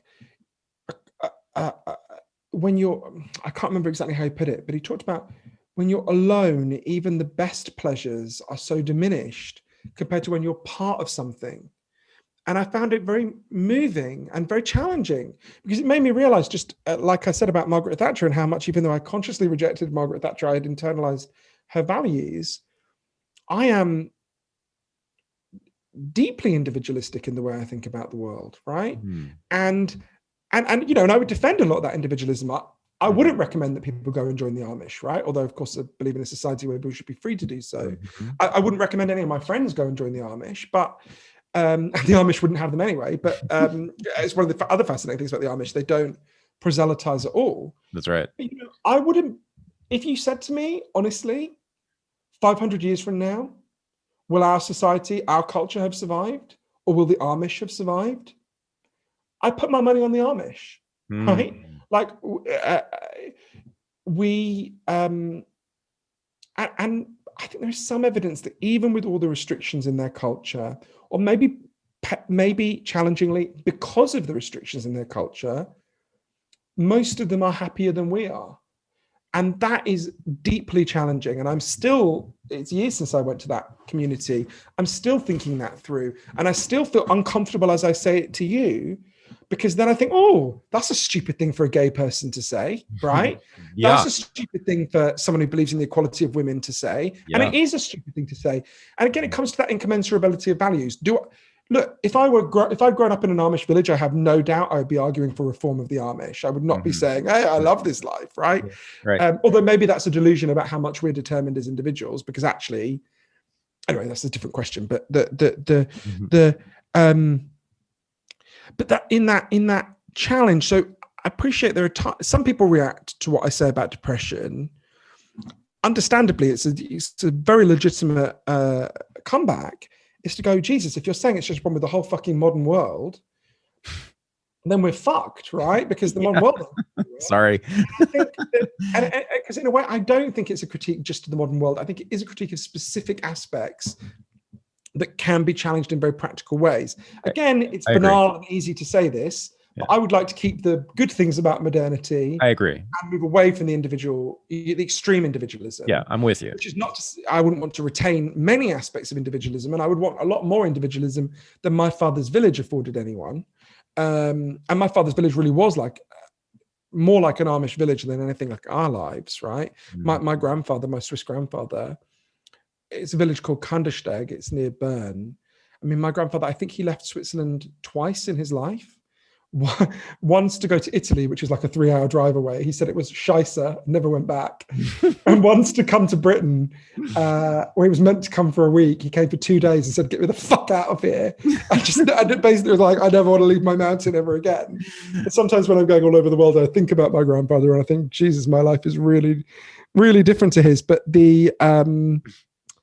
so, some of these are incommensurable challenges to humans that we'll never resolve, many of them, but many of them are preventable forms of pain and distress. And there are very practical things that flow from these insights. I think there's a danger of it becoming overly abstract, although I enjoy the abstractions and the discussion of it. I met so many people, so many experts in the research for both these books, but the people who taught me most, and I think really speak to the insight that you're getting at, were people who are not technically experts or anything. Are you okay if I tell you their story? Sure, yeah, please. So it's in a place that's very important to me anyway, which is Berlin. It's where my brother was born, and it's a city I love. But so in the summer of 2011, on a housing project in Berlin, a Turkish-German woman named Nuria Cengiz climbed out of her wheelchair and she put a sign in her window. And Nuria lived on the ground floor of this big anonymous housing project where no one knew anyone. And the sign said, I got a notice saying I'm going to be evicted next Thursday. So on Wednesday night, I'm going to kill myself. Now, this housing project is called Kotti. It's in Kreuzberg, for people who know Berlin. And it's a part of the city it was a kind of very poor part of the city when the wall was up. It was West Berlin, but it was the bit of West Berlin that jutted into East Berlin. So if the Soviets had invaded, it would have been the first place they came. So no one wanted to live there. So there are basically 3 groups of people who lived in this neighborhood. There were recent Muslim immigrants like Nuria, this woman. There were gay men, and there were punk squatters. And these 3 groups hated each other, but no one really knew anyone anyway. But people walk past Nuria's window and they're like, oh, fuck, she says she's going to kill herself. So people started to knock on Nuria's door. They said, do you want any help? She said, fuck you, I don't want any help, and shut the door in their faces. But people started talking outside her window. No one knew her.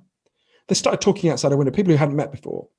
And they were like, oh, this is really bad. And actually they started talking because Nuria was getting evicted, but lots of people were being evicted. The rents were massively rising across Berlin. And they were all worried that they were going to be evicted. So one day, one of them had an idea. So there's a big thoroughfare that goes through the center of Kotti into Mitte, the center of Berlin. And one of them said, look, if we just block the road for a day, and we have a protest, there'll be a bit of a fuss, the media will come, they'll probably let her stay in her home and she won't kill herself. There might even be some pressure to stop rents going up so much for all of us. Let's do it. So Saturday comes and they block the road. They built this little barricade in the middle of the road. And Nuria is like, I'm going to kill myself. I might as well let them wheel me into the middle of the street. They push her into the middle of the street. There's these protests. The media come, they cover Nuria's, Nuria does these slightly baffled interviews.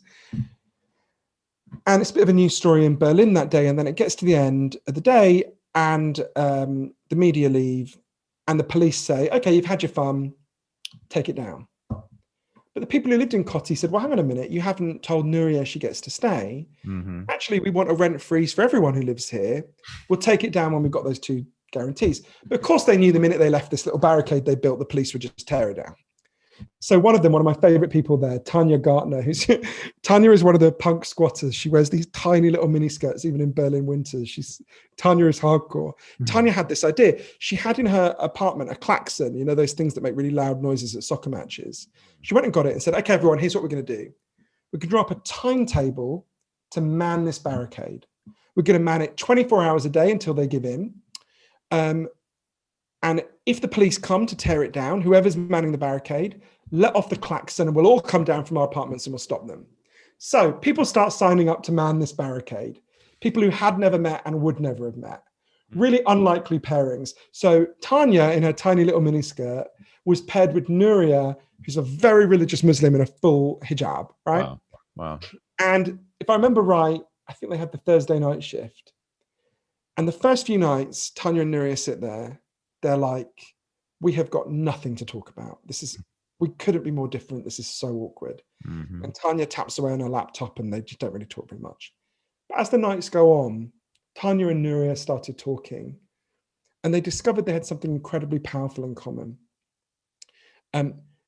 Nuria had come to Berlin when she was 16 years old and she had two babies she just had. And she was sent to earn enough money so she could to work two jobs so she could send back money home to her husband so he could come and join her. So she told Tanya this. And as they sat there in the cold in Kotti, Nuria told Tanya something she'd never told anyone in Germany. She'd always told people, after she'd been there for a year and a half, she got word from home that her husband had died. And she'd always told people that her husband had died of a heart attack. In fact, he died of tuberculosis, which was seen as a kind of shameful disease of poverty at the time. Mm.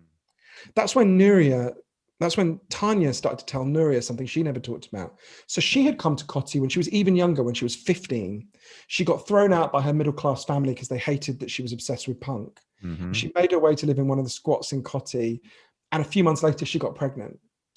And Tanya and Nuria realized that they had both been children with children of their own in this place they didn't understand. They realized they were incredibly similar. They became really good friends. These pairings were happening all over Kotti. There was a young Turkish-German lad called Mehmet who kept being nearly thrown out of school. They said he had ADHD. And he got paired with this extremely grumpy old white German guy called Dieter, who said he didn't want to join the protests because he loved Stalin and he believed only in communist tyrannies. But in this case, he would make an exception. And they had a shift together. And Dieter started helping Mehmet with his schoolwork and Mehmet started doing much better. Directly opposite this housing project, there's a gay club called Zudblock, run by a man I love called Richard Stein. And it's a pretty hardcore gay club. To give you a sense of what it's like, the previous place Richard ran was called Café Anal. Right? I was expecting something like that in Germany. It's in a Berlin. pun in German, Café Anal, but I always thought you wouldn't want to have a sandwich from Café Anal. But and when they first opened this gay club, this is a place with a lot of recent Muslim immigrants. There was real pushback there. Windows got smashed. People were really pissed off. Wow. And when the protest began, the people from Zudblock at this gay club gave all their furniture to build the barricade. And after the protests had been going on for about 6 months, they started saying, you guys should have your meetings in our club. And even the like progressive people at Coty were like, look, we're not going to persuade these very religious Muslims to come and have meetings underneath posters for like fisting night, right? It's not going to happen. But as Neriman Tanker, one of the protesters, one of the Muslim residents there, she said to me, we all realized we had to take these small steps to understand each other. So they started having these meetings in the gay club. After the protests had been going on for 9 months, one day a guy turned up called Tunkai. And Tunkai was in his early 50s at the time. And it's clear he's got some cognitive difficulties and he's got a misshapen palate and he'd been living homeless. But Tunkai has a lovely energy about him. He really hugs everyone. He's just very gentle. He started hanging around. And by this time, they'd built a permanent, a lot of them are construction workers. They built a permanent building in the middle of the road, right, to block it. And anyway, he starts hanging around and quite quickly, everyone loved Tunkai, right? He united the gays, the Muslims and the punks. And they realized he'd been living on the streets. So they said to him, you should come and live in this thing we've built. It's quite nice. We really like you. Come and live here. So Tunkai started to live there and he became a much loved part of the Coty protest. And after he'd been there for almost a year, one day the police came to inspect. And they would do this every now and then. And Tunkai doesn't like it when people argue. And he thought the police were arguing. So he went to hug one of the police officers, but they thought he was attacking them. So they arrested him. That was when it was discovered. Tunkai had been shut away in a psychiatric hospital for 20 years. Oh, wow. Often literally in a padded cell. Wow. He'd escaped one day. He made his way. He was living on the streets for a little while and he found Coty. So the police took him back to this psychiatric hospital I think it was in Charlottenburg or somewhere else in Berlin. At which point, the entire Coty protest turned into a free Tunkai movement. Oh, wow. They descend on this psychiatric hospital. Wow. And I remember these psychiatrists being like, wow, what the fuck is this? They've got this person they've had shut away for 20 years who no one came to see. And suddenly they have these very camp gay men, these women in hijabs and these punks demanding his release. But I remember Uli Hartmann, one of the protests, fantastic, saying to the psychiatrists, yeah, but the thing is, you don't love him. He doesn't belong with you. We love him. He belongs with us. And I remember thinking when I heard that, how many of us, if someone carried us away, would have like dozens of people demanding to take care of us, right? Many things happened at Coty. They got Tunkai back. He lives there still. They got a rent freeze for their entire housing project. They then launched a referendum initiative to keep rents down across Berlin.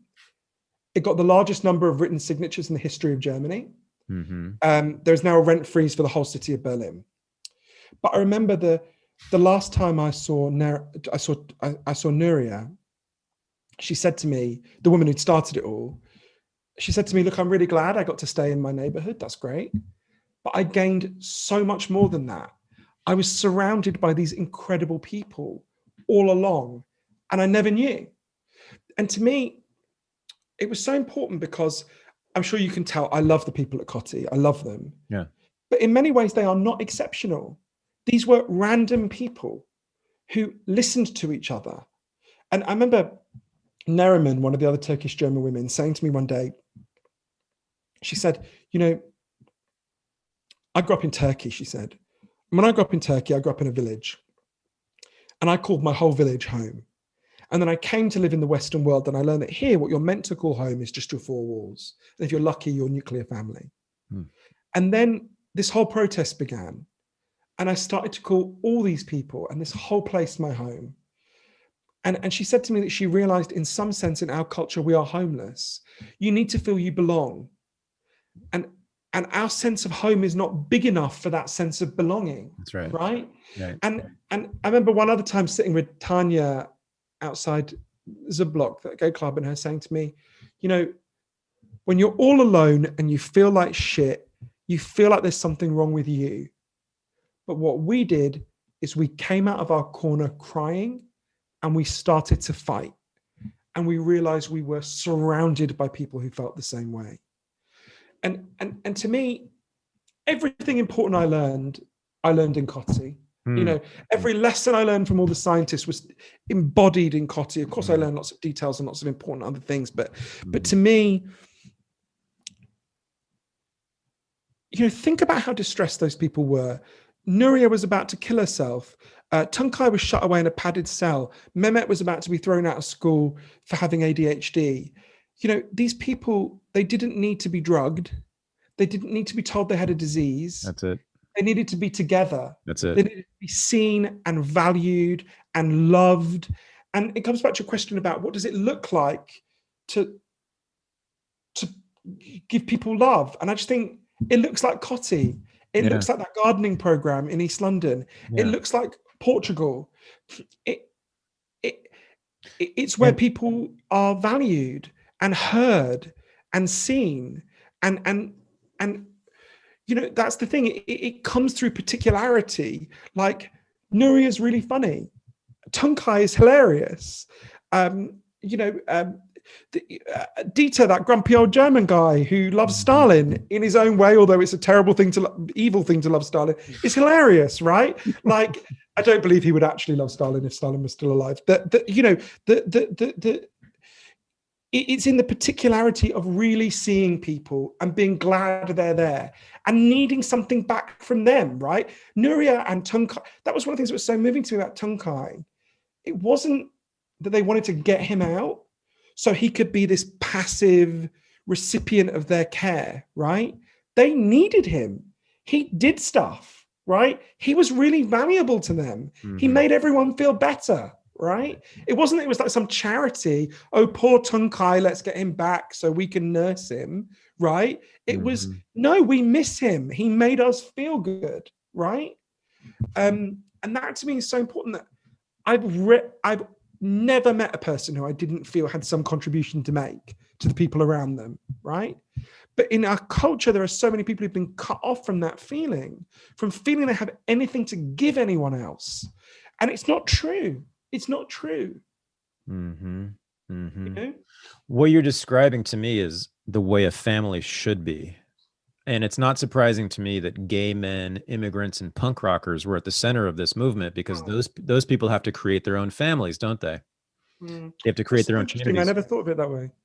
That's the main gift I think that gays have given to the rest of us, is because they had to create their own families.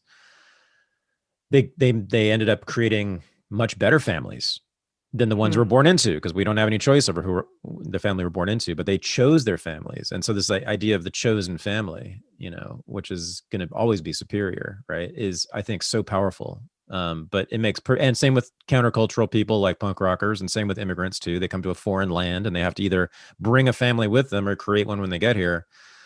Right. And so that all makes sense to me. We will differ over rent control, but I don't think that was, as I was telling that story, I thought, oh, he's not going to like the warm ending of this, but rent control. Well, that's not the main point here. Right. I mean, no, rent control is a terrible policy, but that's not the point here.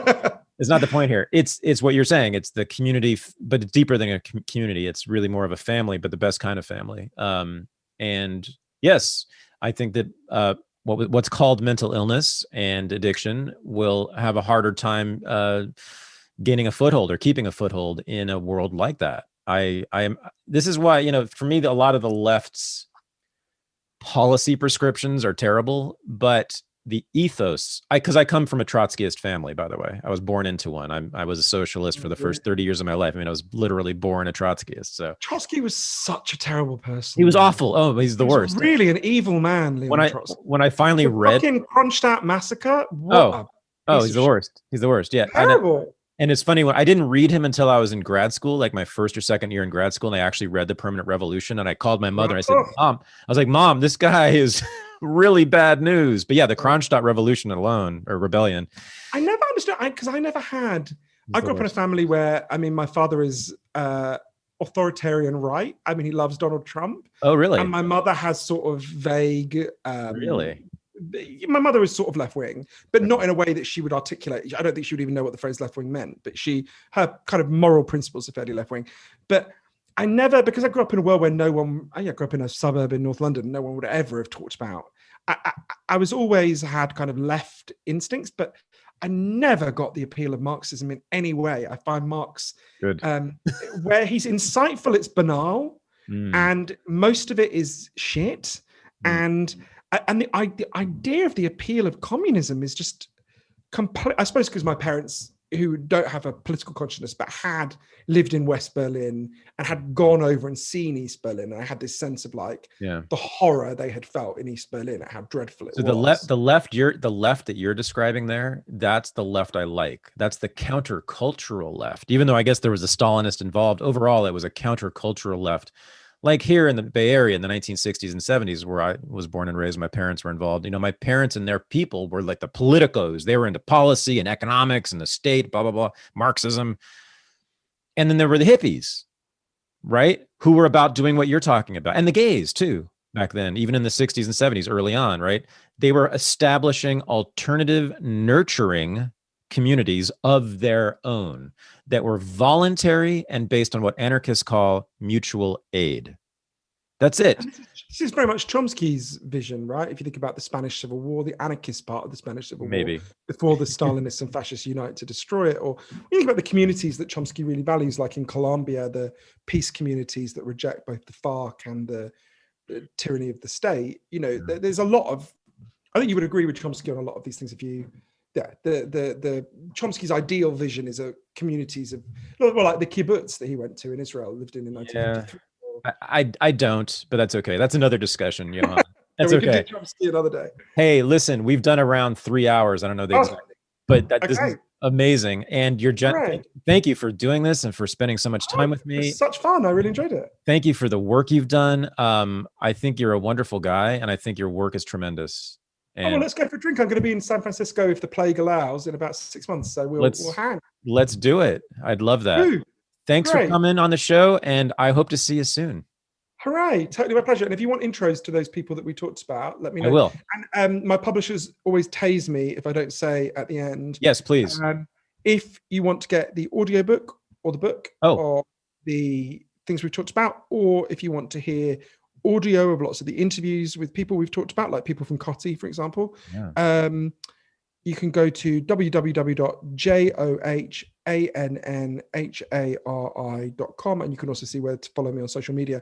Although I really offended someone in a podcast a while back where at the end they said to me, "What's your Facebook?" And I said it. And they said, "What's your Twitter?" And I said it. And they said, "What's your Snapchat and TikTok?" And I was like, I am a 42-year-old man, right? Only 42-year-old men on TikTok and Snapchat are certainly pedophiles and should be immediately arrested, right? And I was, it had been a bit of a contentious interview, and I was trying to make it light. So I said as a joke that, you know, that show To Catch a Predator where they catch pedophiles? The worst, yeah. They should literally, I actually secretly love monstrous formulaic American TV shows, even though I know that's a terrible evil show. But literally the format for that show should just be they should go up to adult men in the street and say, "What is your Snapchat?" And if they have one, they should just immediately arrest them. Right? Wow, you are a Stalinist. Exactly. And finally, my Stalinist urges came out. Your authoritarian streak emerges. Exactly. Okay, so please go to johannhari.com and buy his books, read his books, watch his talks, TED Talks. And I will be watching the United States versus Billie Holiday this weekend for sure. I am so proud of that. I can say that because it's not my baby, so I don't sound like an arrogant prick. But I'm really, really proud of the work that everyone did on it, and I think it will play a real role in exposing the drug war, why it was created, and why we need to fucking end it. Yes, I love it. I love it, man. Hooray. Thank you. Okay, dude. I will see you soon. Much. Cheers, really enjoyed that. Will you send me a link when it's up as well? Of course I will. All right. Bye, Johann. Cheers. Bye. This is the Unregistered Podcast, and I'm Thaddeus Russell. To join the new Renegade University, go to renegadeuniversity.com. To join the new Unregistered Underground, the supporting listeners group for the podcast, go to unregisteredunderground.com. Thanks for listening.